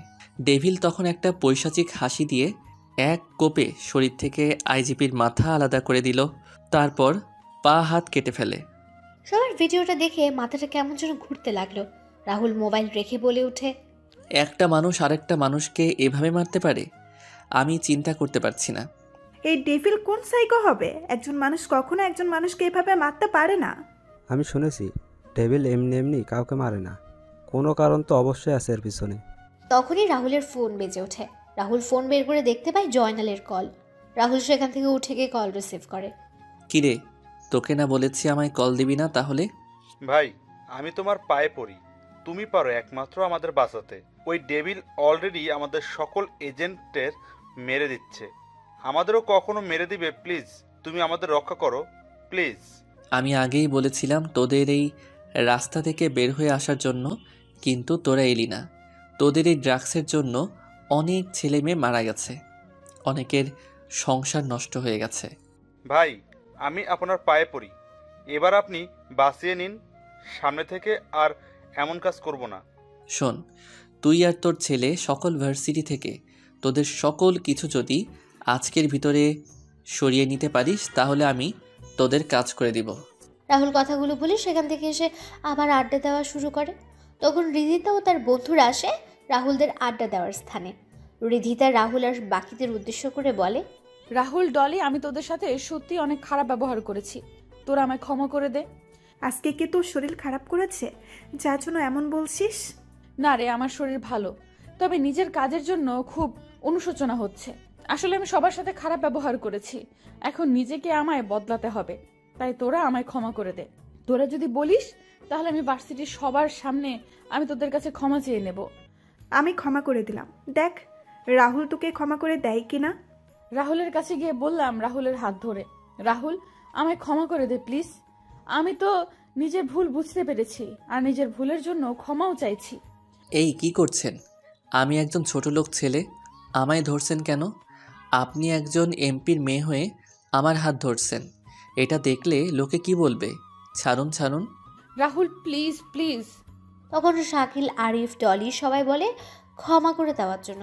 রাহুলও কিছুক্ষণ সময় চিন্তা করে বলে, আচ্ছা যান, ক্ষমা করে দিলাম, তবে সবার সাথে ভালো ব্যবহার করবেন, সবাইকে সম্মান করবেন। তাহলে আমরা আজকে থেকে সবাই বন্ধু। হুম। আচ্ছা শুন, তোরা কালকে আমার জন্মদিন, তাই বাড়িতে একটা পার্টির আয়োজন করা হয়েছে, তোরা সবাই আসবি। শুভ জন্মদিন রিদিতা, জন্মদিনের অনেক অনেক শুভকামনা রইল। আরে এখন বলছিস কেন? কালকে বলবি তো। না রে, আমি কালকে যাব না। আমার এইসব পার্টি ভালো লাগে না। তাহলে বুঝবো তুই আমায় ক্ষমা করিসনি এখনো। আরে না না, তুই ভুল ভাবছিস। তাহলে তুই কালকে আসছিস কিন্তু। সবাই জোর করে রাহুলকে যাওয়ার জন্য, আর রাহুলও কোনো উপায় না পেয়ে রাজি হয়ে যায়। সবাই যখন কথা বলছিল তখন ভার্সিটি কয়েকটা গাড়ি প্রবেশ করে আর সবাই গাড়িগুলোর দিকে তাকায়। তখন সবাই দেখতে পায় ডনি আর জয়নাল গাড়ি থেকে নামছে। ডনি আর জয়নাল গাড়ির পেছনে কয়েকটা ট্রাক প্রবেশ করেছে। ভার্সিটি, ডনি আর তার লোকেরা দৌড়ে চলে যায় একাডেমিক ভবনের দিকে। আর জয়নাল বলে ওঠে, আজকে থেকে এই ভার্সিটিতে কেউ কখনো ড্রাগসের ব্যবসা করতে পারবে না। এই ভার্সিটি হবে মাদক মুক্ত। আমি আমার সকল কিছু নিয়ে যাচ্ছি ভার্সিটি থেকে। ভালো থাকবেন সবাই। জয়নালের কথা শুনে ভার্সিটির সবাই হাততালি দিল। কিছু সময় পর জয়নাল ও ডনি মিলে তাদের সকল কিছু নিয়ে ভার্সিটি ত্যাগ করে। রাহুলরাও উঠে ক্লাসে চলে যায়। ক্লাস শেষ হলে যে যার বাসায় চলে যায়। রাতের বেলা রাহুল একটা পুরাতন ব্যাগ থেকে দুটো ল্যাপটপ বের করে, যার মডেল ছিল Apple MacBook air M2 and Asus রগ G-Virus G15। ল্যাপটপগুলো বের করে তার পুরাতন ওয়েবসাইটগুলোতে প্রবেশ করে এবং সবার উদ্দেশ্যে একটা মেসেজ দিয়ে দেয়। রাহুল জয়নালের পাঠানো সকল ইনফরমেশন অনুযায়ী কাজ করতে লাগে। আর কিছুক্ষণ পর রাহুলের মুখে হাসি ফুটে ওঠে। রাহুল একবার সকল কিছু চেক করে তার ল্যাপটপে সেভ করে রাখে আর জয়নালকে সব কিছু পাঠিয়ে দেয়। এদিকে ডেথ ডেভিল যখন তার কম্পিউটার স্ক্রিনে বসে তখন কিছু লেখা দেখে তার মুখে হাসি ফুটে ওঠে। জয়নাল তার বসকে কল দিয়ে বলছে, বস, রাজ আমাদের কাজ করে দিয়ে এবং আমাদের সকল সিকিউরিটি সিস্টেমের অ্যাক্সেসের সকল কিছু দিয়ে দিছে। এবার আর ওই ডেড ডেভিল আমাদের কিচ্ছু করতে পারবে না। শোন, এবার তুই এই কাজটা তো করতে পারবি। আমি তোকে সকল কিছু বলে দিব। বস, কিন্তু রাজের ছবি তো আমার কাছে নেই। তাহলে? আমি দিয়ে দিচ্ছি। কিছু সময় পর জয়নালের ফোনে একটা ছবি আসে। তখন জয়নাল ডনিকে ডেকে বলে ওঠে, ডনি, ডনি। হ্যাঁ বাবা, বলো। বাবা, এই ছেলেকে খুঁজে বের করতে হবে। আমাদের বসের আদেশ। বাবা, এই ছেলেকে? এই ছেলেই হচ্ছে রাজ, দ্য হ্যাকার। কিন্তু বাবা, এই ছেলে তো আমাদের ভার্সিটিতে পড়ে। মানে? আমাদের ক্লাসে আমাদের সাথেই পড়ে। কিন্তু বাবা, একে দেখে তো হ্যাকার বলে মনে হয় না। আচ্ছা, তাহলে তো শিকারকে পেয়ে গেছি। তাহলে কালকে না মেরে আগামী পরশুদিন মারবো। আর বসও আসবে। শুন, কালকে এমপির বাড়িতে ইনভাইট আছে, আমাদের যেতে হবে। আর ওই এমপির মেয়ের সাথে তোর বিয়ের কথা বলবো। আচ্ছা বাবা। পরের দিন সন্ধ্যাবেলা সবাই চলে যায় রিধিতার বাসায়। রিধিতা রাহুলকে দেখে বলে, কিরে, তোরা সবাই চলে এসেছিস? আচ্ছা বস তোরা। আর রাহুল, তুই আয় এদিকে। হুম। রিধিতা রাহুলকে নিয়ে তার বাবা আর মায়ের সাথে পরিচয় করিয়ে দিল। রিধিতার বাবা রাহুলকে দেখে কিছুটা চিন্তিত হয়ে পড়েন। তখন রিধিতার বাবা রাহুলকে দেখে বলে উঠলেন, রাজদা। আঙ্কেল, কি বলছেন আপনি? আমার নাম তো রাহুল। হ্যাঁ বাবা, ওর নাম তো রাহুল। তুমি কি রাহুলকে চেনো? হ্যাঁ, না আসলে ওকে দেখতে একজনের মতো দেখতে। কি বলছেন কি আঙ্কেল? না কিছু না। আচ্ছা, তোমরা এনজয় করো, আমি আসছি। রিধিতার বাবা সেখান থেকে চলে যান। তখন রিধিতা ও তার বাবার বন্ধু আমজাদ খানের সাথেও রাহুলের পরিচয় করিয়ে দিল। রিধিতা তার বাবার একজন লোককে ইশারা করে এবং লোকটা ইশারা করে বুঝিয়ে দেয় কাজ হয়ে গেছে। রাহুল তখন সেখানে জয়নাল ও তার ছেলেকে দেখতে পায়। জয়নাল, রিধিতার বাবা আর আমজাদ খান কি যে কথা বলছিলেন। কিছুক্ষণ পর সবাই মিলে অনেক আনন্দ করে রিধিতার জন্মদিনের কেক কাটে। খাওয়া দাওয়া শেষ করে যে যার বাসায় চলে যায়। রাহুল তার রুমে ফ্রেশ হয়ে এসে তার রুমে ঘুমিয়ে পড়ে। আর রিধিতার বাবা তার রুমে বসে কিছু চিন্তা করছেন। তখন রিধিতার চিৎকার শুনে রিধিতার রুমে চলে যান। সেখানে গিয়ে শুনতে পারেন সকালবেলা রাহুল যখন বাসা থেকে বের হয়ে শাকিল আর আরিফের অপেক্ষা করছিল তখন একটা পুলিশের গাড়ি এসে রাহুলের সামনে থামলো আর রাহুলকে তাদের গাড়িতে তুলে নিয়ে গেল। রাহুলকে নিয়ে থানায় এনে সেলের ভেতর রাখা হয়। তখন রাহুল বলে, অফিসার আমায় এখানে নিয়ে আসার কারণ কি? আর আমায় সেলের ভিতরেই বা কেন রাখছেন? পুলিশ অফিসার বলে, আপনি এমপি শরীফ খানের মেয়ের ডায়মন্ডের নেকলেস চুরি করেছেন এবং আমরা সেটা আপনার রুম থেকে পেয়েছি। কি বলছেন কি? আমি এমন কোনো কাজ করি নাই। কেউ আমার নামে মিথ্যা অপবাদ দিয়েছে। পুলিশ অফিসার, লাঠির আঘাত পড়লেই সব কিছু স্বীকার করবি। বর্তমানে রাতে রিধিতা তার রুমে বসে গান শুনছে আর চিপস খাচ্ছে আর নেচে যাচ্ছে। তখন তার বাবা হন্তদন্ত হয়ে এসে রিধিতার রুমে ঢোকেন আর রিধিতাকে ধরে বলেন, রিদিতা, রাহুল কোথায়? রিদিতা তার বাবার দিকে ঘুরে ডোন্ট কেয়ার ভাব নিয়ে বলে, ওই ছোট লোক তো এখানে জেলের ভেতরে পুলিশের মার খাচ্ছে। কি বলছিস কি? বাবা আমার সাথে অনেক খারাপ ব্যবহার করেছিল, আমায় থাপ্পড় মেরেছিল। এবার বুঝবে কত ধানে কত চাল। তুই এটা কি করেছিস? তুই জানিস রাহুলকে? তুই জানিস রাহুলের সম্পর্কে? রাহুলের সম্পর্কে তুই শুনলে বুঝতে পারবি আমি কেন তোকে বলছি এসব কথা। বাবা কি বলছো কি তুমি? আর তোমার এই অবস্থা কেন? কি হয়েছে? কেউ ওই ছোট লোক যার জন্য তুমি এমন করছো? রাহুল হচ্ছে মানুষরূপী একজন হায়না, যে নিজের শিকারকে শিকার করে খুব ঠান্ডা মাথায়। আমি একজন এমপি হয়ে কেন এত ভয় পাচ্ছি সেটা বুঝতে পারছিস না কেন? বাবা আমি তোমার কথার মানে বুঝতে পারছি না কিছুই। মারে, ওই রাহুলই হচ্ছে হ্যাকার জগতের গডফাদার, রাজ দ্য হ্যাকার।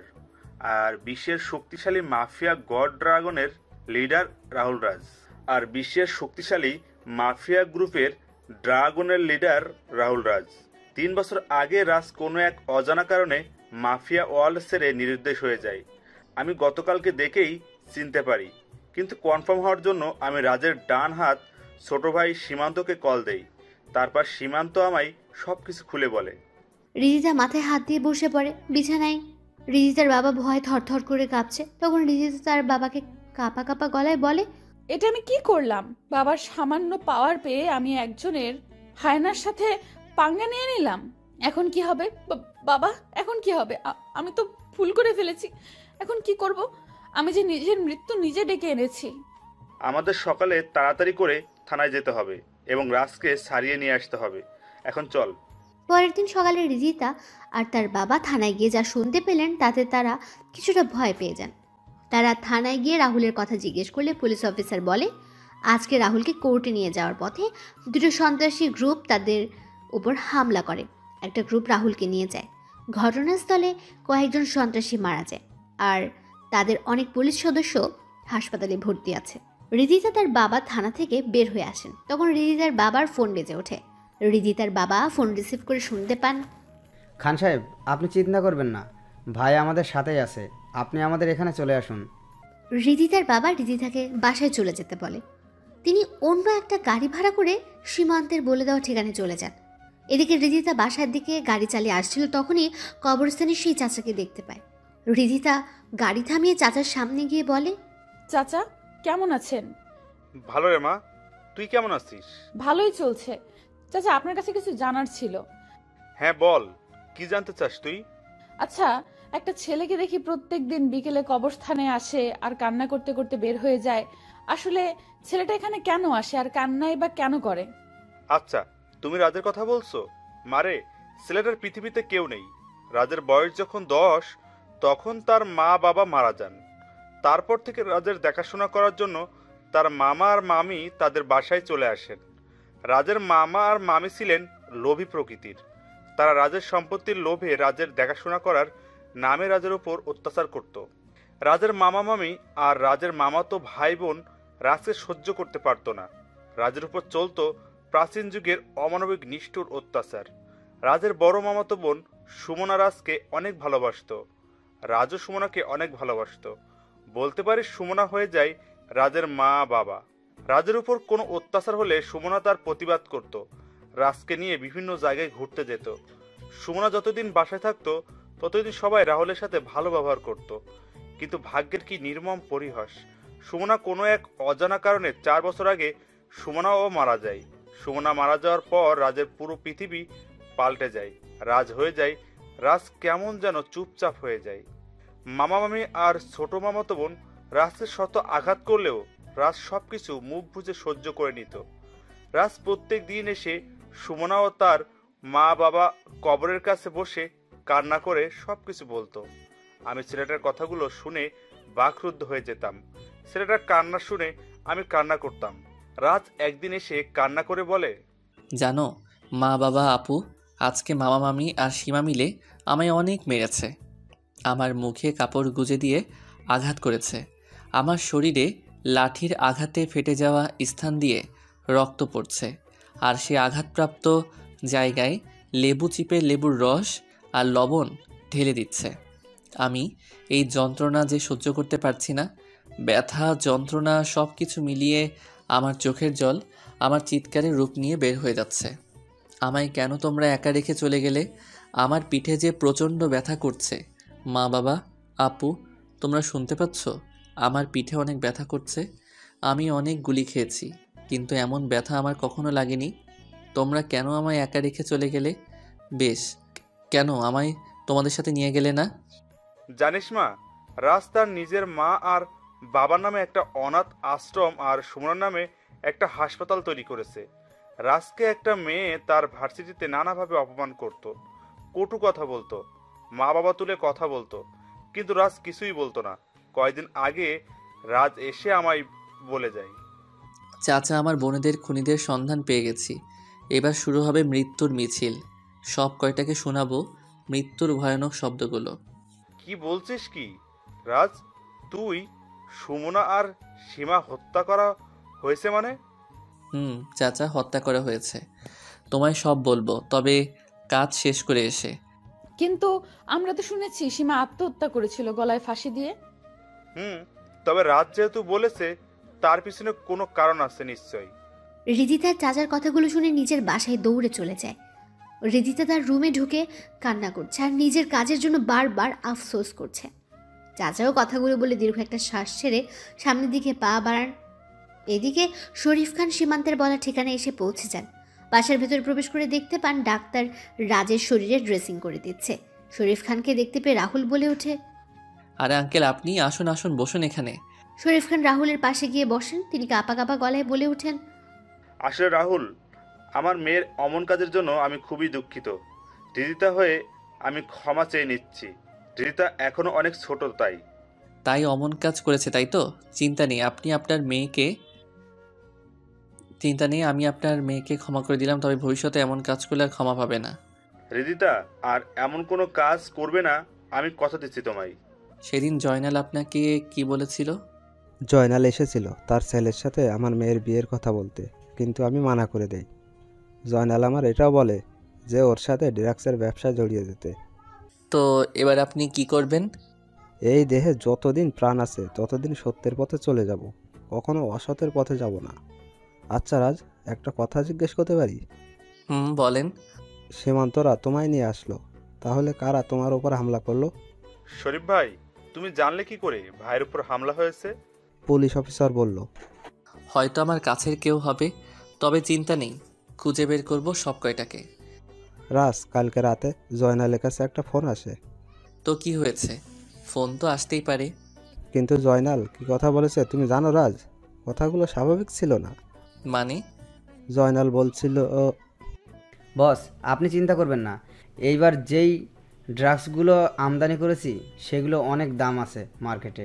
কয়েকটা মেয়েকে টার্গেট করা হয়েছে, এদের শরীরে ড্রাগ ইনজেক্ট করেছি, দেখা যাক কি হয়। কিন্তু জয়নাল তো আমায় বলেছিল যে সেই কাজগুলো ছেড়ে দিবে। তাহলে সীমান্ত ভাই, বুঝে গেছি কি করতে হবে আমার। আচ্ছা আঙ্কেল, আপনি এখন আসুন, আমি একটু ঘুমাবো। সীমান্ত আর শরীফ খান চলে যায় আর রাহুল ঘুমিয়ে পড়ে। রাতের বেলা রাহুল আর সীমান্ত বসে খাবার খেতে বসে। তখন সীমান্ত বলে, ভাই শরীফ, ভাই যা বলেছে সবই সত্যি, আর আপনার উপর হামলাও জয়নাল করিয়েছে। সীমান্ত খাবার রেখে রাহুলের দিকে তাকায়। রাহুলের এমন হাসির কারণ বুঝতে পারছে না। তখন সীমান্তের দিকে রাহুল তাকিয়ে বলে, There is perhaps no greater mystery than the sea, and no greater mystery than a lost ship. ভাই, বুঝলাম না কিছুই। আপনি জানেন তো আমি ইংরেজি কম বুঝি। সময় হলেই জানতে পারবি। ভাই, এখন আমাদের কাজ কি? এখন কোনো কাজ নেই, রিল্যাক্স থাক কয়েকদিন। খাওয়া দাওয়া শেষ করে রাহুল চলে যায় তার রুমে আর সীমান্ত চলে যায় বাসার বাইরে। সীমান্ত গিয়ে সকল লোকদের সকল কাজ বুঝিয়ে দিল। এদিকে ডেথ ডেভিল মেকানিক্যাল ভয়েস ব্যবহার করে জয়নালকে কল দিল। জয়নাল, কি মনে করেছিলি তুই আমায় থামিয়ে দিবি? আরে তুই যে রাজকে দিয়ে তোর সকল সিস্টেমের সিকিউরিটি লাগিয়েছিস, সেই রাজই হলো আমার ছাত্র। তুই যে রাজকে মারার জন্য লোক পাঠিয়েছিস, সেটা যদি রাজ জানতে পারে তাহলে কি হবে ভেবেছিস? ডেড ডেভিল তুই? আমি। তুই এই কাজ করে ভালো করেছিস। এখন আমি রাজকে সব কিছু ভিডিও প্রমাণ করে দেখিয়ে আমার দলে নিয়ে নিব আর তোকে মেরে ফেলবো। তারপর রাজকে। হা হা হা হা। দেখ, এমনটা করিস না তুই। তুই চাইলে আমরা কম্প্রোমাইজ করতে পারি। করব। তার আগে তুই যেই মেয়েদের মেরেছিস তাদের ফিরিয়ে দিতে পারবি? যদি পারিস তাহলে আমি কম্প্রোমাইজ করতে রাজি। জানি পারবি না, তাহলে রেডি হয়ে যাই নতুন খেলার জন্য। কালকে থেকে আবার খেলা শুরু হবে। কালকে কার উইকেট হারিয়ে যায় সেটা দেখতে থাক। কথাটা বলে ডেভ ডেভিল ফোন কেটে দেন। এদিকে জয়নাল মাথায় হাত দিয়ে বসে পড়ে। জয়নাল ফোন নিয়ে তার বসকে কল দিল আর বলল, বস, অনেক বড় সমস্যা হয়ে গেছে। রাজকে যে আমরা মারার জন্য লোক পাঠিয়েছিলাম সেটা ডেড ডেভিল কি করে জেনে গেছে এবং আমাদের করা প্ল্যানের ভিডিও রাজকে দেখিয়ে দিবে। কি করব এখন বস? সব কিছু যে হাতের বাইরে চলে যাচ্ছে। কিছুই হাতের বাইরে যেতে দিব না। এবার সময় হয়ে গেছে আমাদের বিগ বস এর বাইরে আসার। বিগ বস মানে? আমার বস পুরো মাফিয়া জগতের কিং বিগ বস। সে খুব তাড়াতাড়ি আসছে, বাংলাদেশে আসছে। কবে আসবে বস? খুব তাড়াতাড়ি। বস ফোন কেটে কল দিল বিগ বসের নাম্বারে। বিগ বস কল রিসিভ করতেই বস সালাম দিয়ে বলল, আপনাকে এবার বাংলাদেশে আসতে হবে। ডেড ডেভিল আর রাজ আমাদের দম বন্ধ করে দিয়েছে আর আমাদের সকল কিছু বন্ধ করে দিয়ে যাচ্ছে। বসের কথাগুলো শুনে বিগ বস কল কেটে দিল। পরের দিন সকালে রাহুল নাস্তা করে তার প্রিয় বাইক ইয়ামাহা R15M নিয়ে বেরিয়ে পড়ে। রাহুলকে বাইকে ভার্সিটি আসতে দেখে সবাই অবাক হয়েছে। অর্বা আর মিথিলা হৃদিতাকে ধাক্কা দিয়ে সামনে থাকাতে বলে, আর হৃদিতা সবার মতো অবাক হয়ে যায়। রাহুল বাইক পার্ক করে চলে যায় ডলি, আরিফ আর শাকিলের পাশে। রাহুল গিয়ে বসতেই শাকিল বলে, ভাই রে ভাই, কি এন্ট্রি নিলি রে। রাহুল, তোকে পুরো আল্লু অর্জুনের মতো লাগছে রে। I am impressed. এত ঢং করিস না। ভার্সিটির সকল মেয়েই ইমপ্রেসড হয়ে গেছে। দেখ সবাই কেমন করে তাকিয়ে আছে, মনে হচ্ছে রাহুলকে গিলে ফেলবে। এই শালা, তোর হাতে আর মাথায় ব্যান্ডেজ কেন, কি হয়েছে? আরে অ্যাক্সিডেন্ট করেছিলাম, তাই এমন হয়ে গেছে। সবাই মিলে কথা বলছিল, তখন হৃদিতা তার বন্ধুরা আসে। হৃদিতা রাহুলের পাশে বসে। তখন রাহুল সেখান থেকে উঠে পড়ে, ক্লাসের দিকে হাঁটা দিল। শাকিল বলল, কিরে রাহুল, চলে যাচ্ছিস যে? ক্লাসে যাব, সময় হয়ে গেছে। আরে আরো 10 মিনিট বাকি আছে তো ক্লাসের। তোরা 10 মিনিট কথা বলে আয়, আমি ক্লাসে আছি। রাহুল কথাগুলো বলে চলে যায়। হৃদিতা তাকিয়ে আছে রাহুলের যাওয়ার দিকে। সবাই আরও কিছু সময় কথা বলে ক্লাসে চলে যায়। আরিফ, শাকিল আর ডলি রাহুলের পাশে বসে। তখন ডলি বলে, এভাবে চলে এলি কেন? সবাই মিলে কত মজা করলাম, তুই ছিলি না। ক্লাস সেটুর পর থাকিস। রিদিতা কি জানি কিসের ট্রিট দেবে। রাহুল একবার শাকিল আর একবার হৃদিতার দিকে তাকায়। রাহুল দেখতে পায় হৃদিতা কেমন করে তাকিয়ে আছে। তোরা খেয়ে নিস ট্রিট। আমি আমার জীবনের সেরা ট্রিট পেয়ে গেছি। কিছু সময় পর স্যার ক্লাসে এসে ক্লাস নেওয়া শুরু করেন। ক্লাস শেষে স্যার যখন ক্লাস থেকে বের হয়ে যাবেন, তখন স্যার রাহুলকে উদ্দেশ্য করে বলেন, রাহুল, এখন ক্লাস শেষ করে আমার রুমে এসে একবার দেখা করবে। আচ্ছা। রাহুল ক্লাস শেষ করে স্যারের পিছু পিছু চলে যায়। হৃদিতা, শাকিল আর আরিফের কাছে এসে বলে, কি রে, বলেছিলে তোরা রাহুলকে? বলেছি। কি বলেছে ও? তোরা খেয়ে নিস ট্রিট। আমি আমার জীবনের সেরা ট্রিট পেয়ে গেছি। কিসের ট্রিটের কথা বললো? আচ্ছা। রাহুল স্যারের সাথে তার রুমে চলে যায়। তখন স্যার রাহুলকে কিছু ছবি আর আরেকটা ফাইল এগিয়ে দিয়ে বলেন, রাজ, এইগুলো দেখো তুমি। রাজ মানে? রাহুল, আমি তোমার সম্পর্কে সব জানি। রাহুল, আমার এই শিক্ষকতার পেশার আড়ালে একটা পরিচয় আছে যা কেউই জানে না। কি পরিচয় স্যার? আমি একজন ইন্টারপোল অফিসার। আমি জানি তুমি একজন হ্যাকার আর ড্রাগ টিমের লিডার।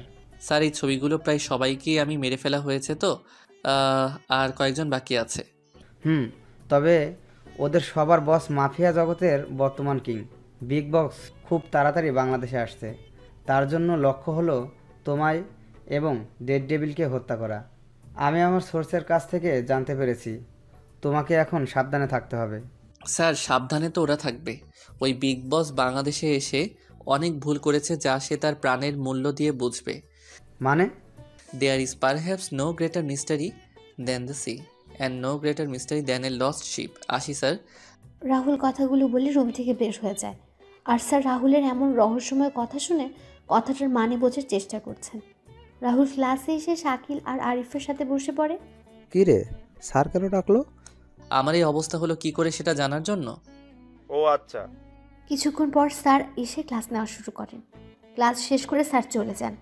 রাহুল ক্লাস থেকে বের হয়ে তার বাইকের কাছে সে বাইক নিয়ে যেই বের হবে ভার্সিটি থেকে, তখন রিজা রাহুলের সামনে এসে বলে, কি ব্যাপার, কোথায় যাচ্ছ তুমি? হাওয়া খেতে যাচ্ছি। আপনার কোনো সমস্যা? শাকিল আর আরিফ কিছু বলেনি? হুম, বলেছে। তাহলে চলে যাচ্ছ যে? জীবনে অনেক ট্রিট পেয়েছি, আর কয়েকদিন আগেই তো আপনার কাছ থেকে সেটা ট্রিট পেয়েছি। আর ট্রিট লাগবে না। আসলে আমি রাহুল কথাগুলো বলে চলে যায় বাইক নিয়ে, ভার্সিটি থেকে বের হয়ে যায়। রিদিতা যখন হাঁটছিল আনমনে, তখন ডনি রিদিতার সামনে এসে রিদিতার হাত ধরে বলে, জানেমান, কি খবর তোমার? একা কেন হাঁটছো? আমায় সাথে নিয়েই তো হাঁটতে পারো। ডলি, কি বলছিস কি তুই? মাথা ঠিক আছে তোর? আমার হাত ছাড় বলছি। আমার সব কিছু ঠিক আছে, তবে আমাদের বিয়ের পর কিছু ঠিক থাকবে না। আমাদের বিয়ে মানে? তোমার আর আমার বিয়ে জানেমান। তোর মতো একটা নেশাখোর আর গাঁজাখোর ছেলেকে আমি বিয়ে করব? দেখ, আমার এমনিতেই মনটা ভালো না, তাই উল্টো পাল্টা না বকে এখান থেকে চলে যা, এতেই ভালো হবে। চলো আমার সাথে, তোমার মন ভালো হয়ে যাবে। আর কয়েকদিন পরেই তো আমাদের বিয়ে হয়ে যাবে। বলছি না তোকে আমার সামনে থেকে চলে যেতে? তাহলে কেন শুনছিস না? তোর মতো একটা অপরাধী ছেলেকে কে বিয়ে করবে? তোর বাপ এক সন্ত্রাসী আর তুই হলি আরেক সন্ত্রাসী, আর তোকে করব আমি বিয়ে? আরে আমার দিন এত খারাপ আসেনি যে তোকে বিয়ে করব। রিদিতা কথাগুলো বলে চলে যায় সেখান থেকে। আর টনি অগ্নি চোখে তাকিয়ে আছে রিদিতা যাওয়ার দিকে। রিদিতা সবার সাথে কথা বলে চলে যায় তার বাসায়। বিকেলবেলা রাহুল তার বাসা থেকে বের হয়ে চলে যায় তার বাবা মা আর বোনদের কবরের কাছে। সেখানে কিছু সময় অতিবাহিত করে রাহুল যখন বের হয়ে দেখতে পায় রিদিতা তার দিকে এগিয়ে আসছে, তখন রাহুল কোনো কথা না বলে তার বাইকের কাছে এসে যেই বাইক ঘুরিয়ে স্টার্ট দেবে তখনই শুনতে পায় রিদিতার চিৎকার। রাহুল পেছনে তাকিয়ে দেখতে পায় একটা কালো গাড়িতে রিদিতাকে কয়েকজন মিলে জোর করে তুলে নিয়ে যাচ্ছে। রাহুল বাইক থেকে নেমে যখন দৌড় শুরু করবে তখনই লোকগুলো রিদিতাকে গাড়িতে নিয়ে চলে যাচ্ছিল। রাহুল তার বাইকের কাছে এসে বাইক স্টার্ট দিয়ে ওই গাড়ির পিছু নিল। এদিকে রিদিতা চিৎকার করেই যাচ্ছে, কিন্তু কেউ চিৎকার শুনছে না। কিছু দূর যাওয়ার পর রাহুল দেখতে পায় গাড়িটা একটা জঙ্গলে প্রবেশ করছে। রাহুলও গাড়িটার পিছু নিল। রাহুল একটা পোড়া বাড়ির সামনে গাড়িটাকে দাঁড়িয়ে আছে দেখতে পায়। রাহুল বাইক থেকে নেমে ভেতরে প্রবেশ করতেই রিদিতার চিৎকার শুনতে পায়। রাহুল ভেতরে ঢুকে দেখতে পায় ড্রাগস, গাঁজা, আফিম সহ আরও অনেক মাদকদ্রব্য এখানে ছোট ছোট করে প্যাকেট করা হচ্ছে। রাহুলকে দেখে রিদিতা চিৎকার করে বলে, রাহুল, রাহুল রাজদা হ্যাকার, চলে আসছিস এখানে মরার জন্য? ভালো হয়েছে, তোকে মেরে আমি আমার বিয়েটাও সেরে নিব। তোর মতো বিড়াল করবে বাঘের শিকার? বাঘকে শিকার করা এত সহজ নয়। বাঘ সব জায়গায় রাজত্ব করে বেড়ায়, সেটা হোক নিজের এলাকায় বা বিড়ালের এলাকায়। কে আসল বাঘ আর কে বিড়াল এখনই সেটা বোঝা যাবে। এই মার সালাকে। ডনির কথা শুনে ডনির লোকেরা যখন রাহুলকে মারার জন্য লাঠি, হকি স্টিক, পাইপ নিয়ে এগিয়ে আসে, রাহুল ডনিও সবার দিকে তাকিয়ে বলে ওঠে, এই 30 জন আমায় মারবে? কেন বেশি মনে হচ্ছে তোর কাছে? এরা করব বাঘকে শিকার? আরে এরা তো নিজেই বাঘের শিকারে পরিণত হবে। রাজ কথাটা বলে এক এক করে সবাইকে মারতে থাকে। 5 মিনিটের ভেতরে ডনির সকল লোক মাটিতে শুয়ে আছে, আর রাহুল রক্তাক্ত চোখে ডনির দিকে তাকিয়ে সিগারেটের ধোঁয়া উড়িয়ে যাচ্ছে। ডনি রাজের এমন চেহারা দেখে কয়েক পা পিছিয়ে যায়। তখন ডনি বলে, তো তুই নিয়ে যা এই মেয়েটাকে, আর আমাকে ছেড়ে দে। আমার ভুল হয়ে গেছে, আমি ওর বাঁধন খুলে দিচ্ছি। ডনি কথাগুলো বলে রিজিতার বাঁধন খুলে দিল। রিজিতা ভয়ে ভয়ে রাহুলের পাশে এসে দাঁড়ালো। রাহুল সিগারেটটা শেষ করে রিজিতাকে নিয়ে কয়েক পা এগিয়ে যেতে রাহুল তার বাম হাত দিয়ে পেছন থেকে আসা রড আটকে দিল। রিজিতা কয়েক পা সরিয়ে যায়। তখন রাহুল হাসতে হাসতে বলে, হা হা হা, বলেছিলাম না তুই বিড়ালের বাচ্চা? দেখ, তুই নিজেই প্রমাণ দিয়ে দিলি।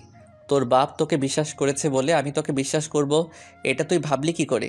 আমি জানতাম তুই পিছন থেকে আঘাত করবি, আর তুই করেও ফেললি। রিদিতা, বাইরে যাও। রাহুলের কথা শুনে রিজিতা চলে যায় বাড়ির বাইরে। আর রাহুল ডনের দিকে এগিয়ে গিয়ে বলে ওঠে, হ্যাকার আর ডেভিল এক হয়ে গেলে এর পরিণাম কি হবে সেটা তোর বাপ এখনও বুঝতে পারবে। Bye bye. কথাটা বলে রাহুল ডনির বুকে তার পিস্তলের সকল গুলি লোড করে দিল, আর ডনি মাটিতে শুয়ে পড়ল। রাহুল তার ফোন বের করে একটা নম্বরে কল দিয়ে ঠিকানা দিয়ে দিল। তারপর বের হয়ে যায় বাড়ি থেকে। রাহুল বাইকের কাছে এসে বাইক স্টার্ট দিল, আর রিজিতা বাইকের পেছনে বসে রাহুলকে জড়িয়ে ধরল। তখন রাহুল বলে, কি হচ্ছেটা কি? জড়িয়ে ধরছেন কেন? বাইকে উঠলে আমার ভয় করে, তাই জড়িয়ে ধরেছি। বাইকের দুই পাশে ডট লাগানো আছে, সেগুলো ধরে বসুন, আমায় ধরা লাগবে না। জড়িয়ে ধরলে কোন মহাভারত অশুদ্ধ হয়ে যাবে শুনি? আপনার মতো বড় লোকদের মহাভারত অশুদ্ধ হয়ে যাবে। আসলে রাহুল তার কানে এয়ারপড লাগিয়ে বাইক চালানো শুরু করলো। কিছু সময় পর বাইক এসে থামে রিদিতাদের বাসার সামনে। রিদিতা বাইক থেকে নেমে যায় আর রাহুল বাইক টান দিয়ে চলে যায়। রিদিতা তার বাসায় চলে যায়। তখন রিদিতার বাবা রিদিতাকে বলেন, কোথায় ছিলে তুমি? আর কয়টা বাজে এখন? আসলে বাবা আজকে আচ্ছা, তুমি তোমার রুমে যাও।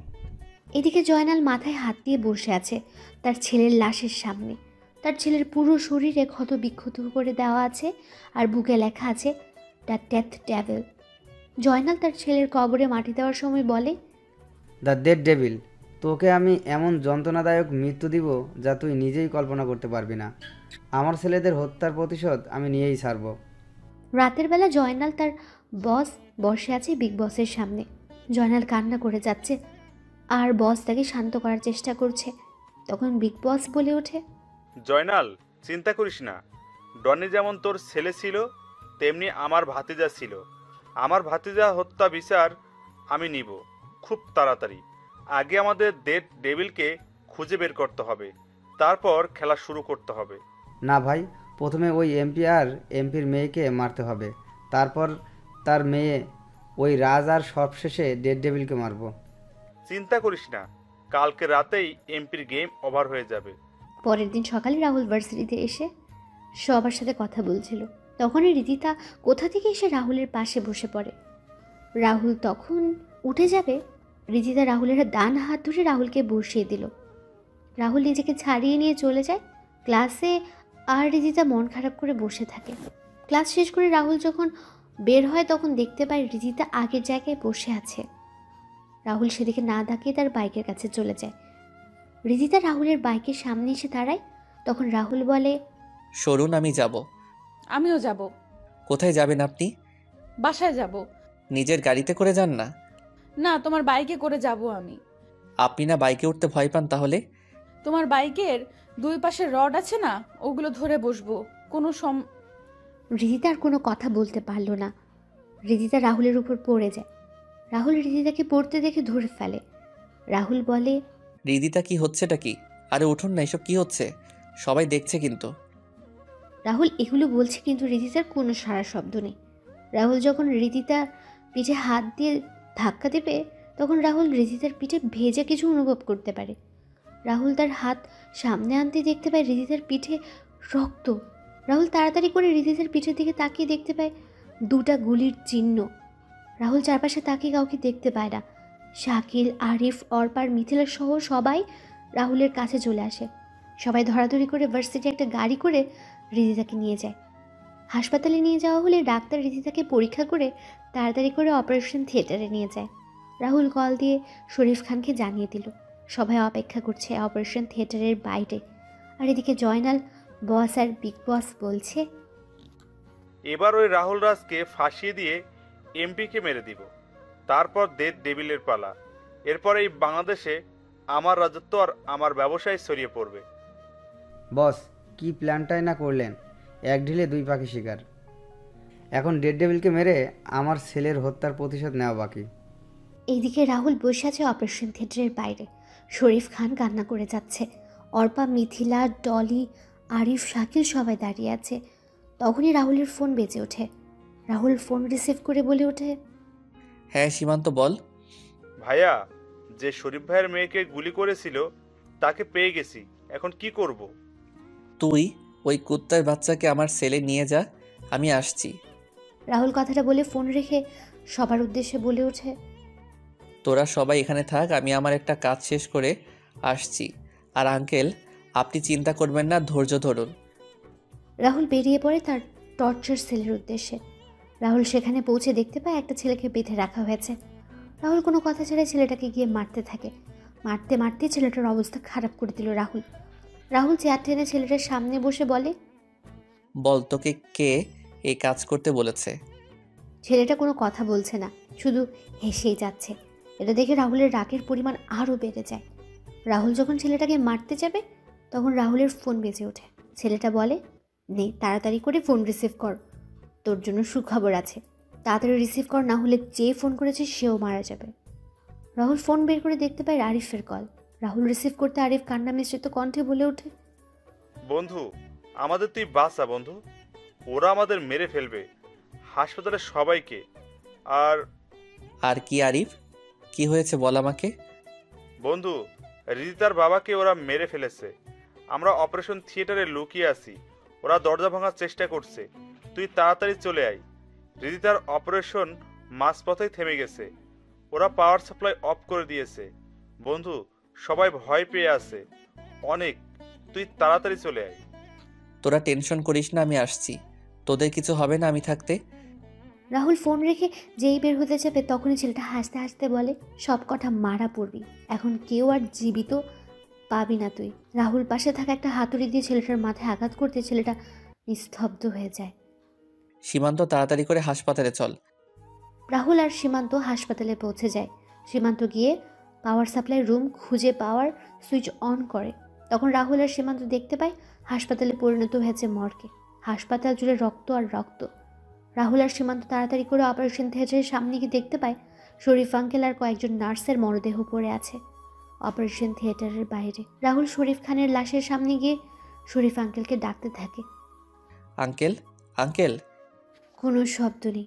সীমান্ত সহ বাকি সবাই পুরো হাসপাতালে খুঁজেও কাউকে পাচ্ছে না। রাহুল শরীফ খানের লাশ ধরে বসেছিল। হঠাৎ করে শরীফ খান শব্দ করে ওঠেন আর বলেন, রাজ, আমার সময় শেষ হয়ে এসেছে রে। আমার মেয়েটা অনাথ হয়ে গেল বাবা। তুই আমায় কথা দে, তুই ওদেরকে ছাড়বি না। বল বাবা, বল বাবা। হ্যাঁ আঙ্কেল, আমি কাউকে ছাড়বো না। তোমার আর তোমার কিছু হবে। এই তাড়াতাড়ি করে ডাক্তারকে ডাক না তোরা। না বাবা, আমার সময় শেষ। তুই আমার মেয়েটাকে তোর সাথে রাখিস। আমার মেয়েটাকে আমি তোর হাতে তুলে দিলাম। তুই এখনও। আর কোনো কথা বলতে পারছিল না শরীফ খান। তখন সীমান্ত রাহুলের কাছে এসে বলে, ভাই, পুরো হাসপাতালে খুঁজে কাউকে পাইনি, মনে হয় ওরা চলে গেছে এখান থেকে। রাহুল সহ সবাই অপারেশন থিয়েটারের সামনে গিয়ে দেখতে পায় অপারেশন থিয়েটারের ভেতর থেকে বন্ধ। রাহুল কল দিল আরিফের নম্বরে, কিন্তু কেউ রিসিভ করছে না। রাহুলের টেনশন যেন বেড়ে যাচ্ছে। রাহুল একের পর এক ফোন দিয়ে যাচ্ছে, কিন্তু রিসিভ হচ্ছে না। রাহুল সীমান্তকে বলে দরজা ভাঙার জন্য, আর এদিকে রাহুল ফোন দিয়ে যাচ্ছে। হঠাৎ করে ফোন রিসিভ হতে রাহুল বলে ওঠে, হ্যাঁ আরিফ, তোরা কোথায়? আমি অপারেশন থিয়েটারের বাইরে দাঁড়িয়ে আছি। তোরা কই? বন্ধুরে। শাকিল, কি হয়েছে? কান্না করছিস কেন তুই? দরজা খোল তাড়াতাড়ি। কিছু সময় পর শাকিল এসে পাশের একটা রুমের দরজা খুলে দিল। রাহুল সীমান্ত ভেতরে ঢুকে দেখতে পায় সবাই একটা লাশকে ঘিরে রেখেছে আর কান্না করছে। রাহুল ধীর পায়ে এগিয়ে যায় সামনের দিকে। রাহুল সামনে গিয়ে লাশের দিকে তাকাতে থমকে যায়। রাহুল লাশের সামনে যেয়ে বলে ওঠে, আরিফ, এ আরিফ, কথা বল। দেখ আমি এসেছি তো তোকে বাঁচানোর জন্য। কি রে, কথা বলছিস না যে? এই আরিফ। রাহুল আরিফের লাশকে জড়িয়ে ধরে কান্না করছে আর চিৎকার করছে, কিন্তু আরিফ নিশ্চুপ। আরিফ পৃথিবীর মায়া ছেড়ে পাড়ি দিয়েছে পরপারের যাত্রায়। কি করে এসব হলো? আমরা যখন অপারেশন থিয়েটারের বাইরে অপেক্ষা করছিলাম, তখন বাইরে গুলির আওয়াজ শুনতে পাই। কিছু বুঝে ওঠার আগেই জয়নাল ও দুইজন পিস্তল হাতে তাদের লোক নিয়ে আমাদের সামনে চলে আসে। আমরা কিছু বুঝতে পারছিলাম না। তখনই আঙ্কেল সামনে গিয়ে ওদের সাথে কথা বলতে যাবেন, তার আগেই ওরা অপারেশন থিয়েটারে ঢোকার চেষ্টা করে। তখন আমরা সবাই অপারেশন থিয়েটারে ঢুকে পড়ি। আঙ্কেল যখন আসতে যাবে তার আগেই ওরা আঙ্কেলের লক্ষ্য করে গুলি করে দেয়। আর আঙ্কেল। আরিফের এমন অবস্থা হলো কি করে? রিদিতাই বা কোথায়? আমাদের ফোনের আলোতে রিদিতার অপারেশন করা হয়। অপারেশন শেষে প্রয়োজন হয় রক্তের, যা পাশের একটা রুমে ছিল, কিন্তু কেউ ভয়ে যাচ্ছিল। তখন আরিফ সাহস করে চলে যায়। আর আরিফ যখন ফিরে আসে তখন আমরা আরিফের শরীরের গুলির চিহ্ন দেখতে পাই। ডাক্তাররা কিছু করার আগেই আরিফ আমাদের ছেড়ে চলে যায় বহু দূরে। অপারেশন থিয়েটারের দরজা ভেঙে ওরা রিদিতাকে নিয়ে যায়, আর আমাদের ভয় দেখিয়ে চলে যায় ওরা। রাহুল যখন সব শুনছিল তখনই রাহুলের ফোন বেজে ওঠে। তখন রাহুল ফোন রিসিভ করে আর ও পাশ থেকে বলে ওঠে, আর রাহুল রাজ বা ডেড ডেভিল নিয়ে যা তোর রিদিতাকে 2 ঘন্টার ভেতরে খুঁজে বের করতে পারলে বেঁচে যাবে, না হলে ওই মেয়ে মারা যাবে। আমাদের থেকে সকল ইনফরমেশন চুরি করে নিয়েছিলি, তাই না? চিন্তা করিস না, ডাক্তার এখানে আছে। তুই ইনফরমেশন দিয়ে দিলে মেয়েটা বেঁচে যাবে। এবার দেখি তুই কি করতে পারিস।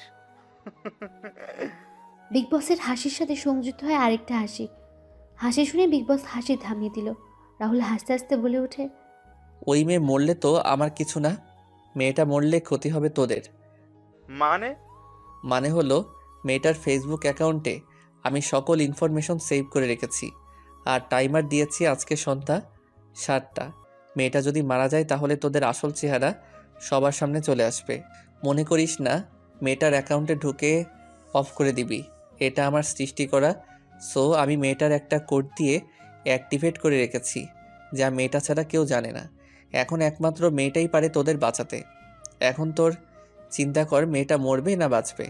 টিং ঠক টিং ঠক, হা হা হা। রাহুলের এমন কথা শুনে শাকিল, সীমান্তস্ব সবাই অবাক হয়ে যায়।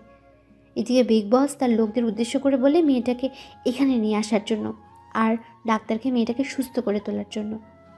বস কি করছেনটা কি আপনি? মেয়েটা মরে গেলেও তো ভালো। তোদের এত কথা বলতে কে বলেছে? একটু চুপ থাক না। আবার রাহুলের ফোন বেজে ওঠে। রাহুল ফোন রিসিভ করতে চাচা বলে ওঠেন, রাহুল, হৃদিতা মামনিকে দেখলাম স্ট্রেচারে করে কয়েকটা লোক আমাদের ওই পুরাতন বাংলোতে নিয়ে গেছে, আর সবার সাথে অনেক অস্ত্র আছে। আর এখন দেখলাম কয়েকটা অ্যাম্বুলেন্স আর কয়েকজন ডাক্তারকে নিয়ে আসা হয়েছে। ধন্যবাদ চাচা, তুমি চিন্তা করো না, রিদিতার কিছু হবে না। সীমান্ত চল, খেলা শুরু করতে হবে, অনেকদিন হলো খেলা হয়নি।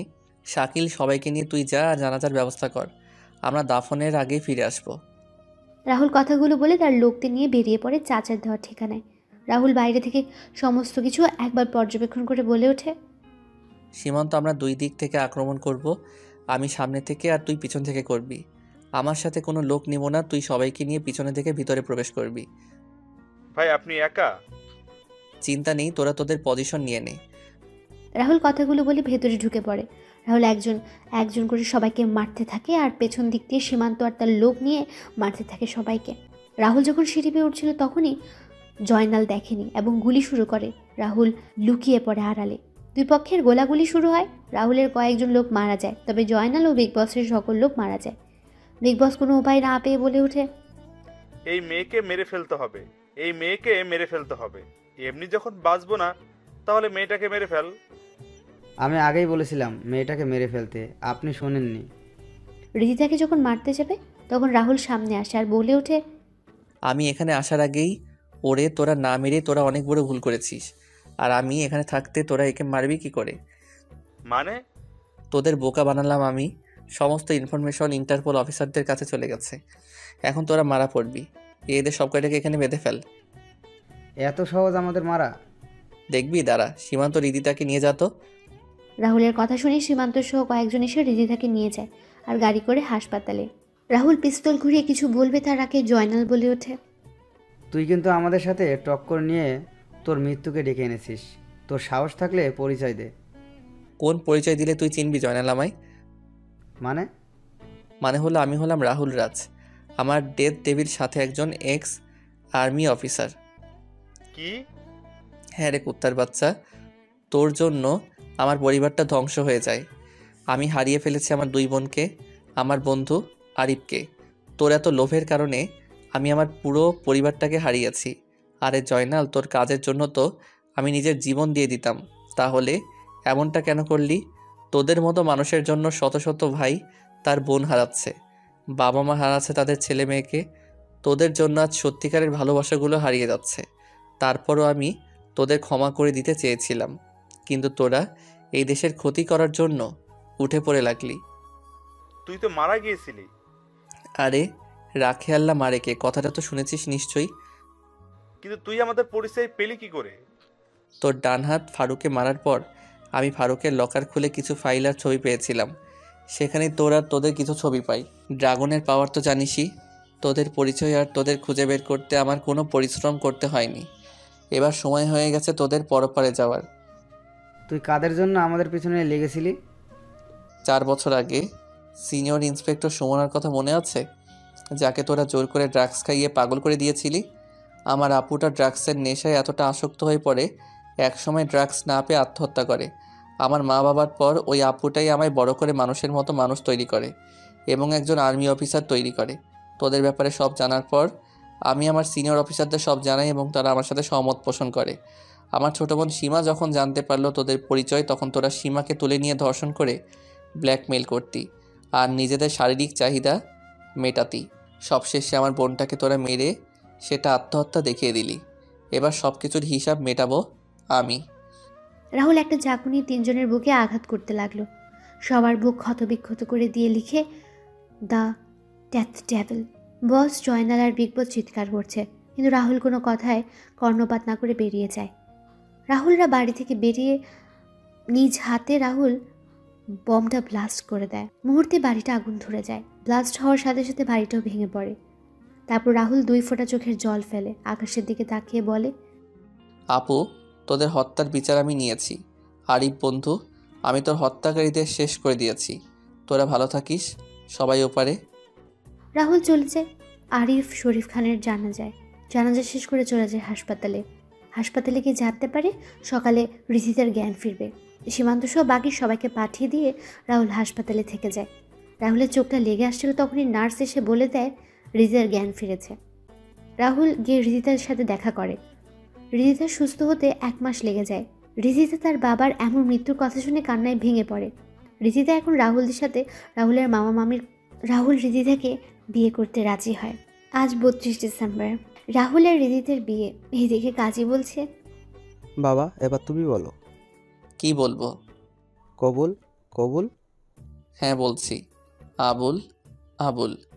আমি ওর কথা শুনে একটু রাগ দেখিয়ে বললাম, কি বলছিস তুই? এদিকে সবাই হাসছে। রিজিতা তখন বলে, তুই কবুল বলবি না আমি? ওইটা করে নেব সবার সামনে। বলছি কবুল কবুল কবুল। কাজী সাহেব আর বলা লাগে কি? না বাবা, হয়ে গেছে। দোয়া করা শেষ হলে রিজিতা রাহুলের কানে কানে বলে, আজকে রুমে আয়, আমি ছুরি আর লাঠি নিয়ে অপেক্ষা করব। আমায় কষ্ট দেওয়া না, রুমে আয়, বুঝতে পারবি। ইন্না নিল্লাহ, আল্লাহ কি বলছে এসব? আয় রুমে। তখন মিথিলা এসে বলে, দুলাগাই, বিড়ালটা মারিস ভালো করে। আগুনে যা ঘি ঢেলেছিস সেটা এখন অনেক গরম হয়ে ফুটছে। বিড়ালের বিয়ে হবে না। এখন সেটা বুঝতে পারছি। হে সৃষ্টিকর্তা, তুমি রহম করো আমার উপর। পাঠক আর পাঠিকাগণ দোয়া করিয়েন। আমি যাচ্ছি দিয়ার রাগ ভাঙাতে। ভালো থাকবেন আপনারা, আর আমার জন্য দোয়া করিয়েন। দেখা হবে খুব তাড়াতাড়ি নতুন কোনো গল্পে। ধন্যবাদ সবাইকে আমাদের পাশে থাকার জন্য।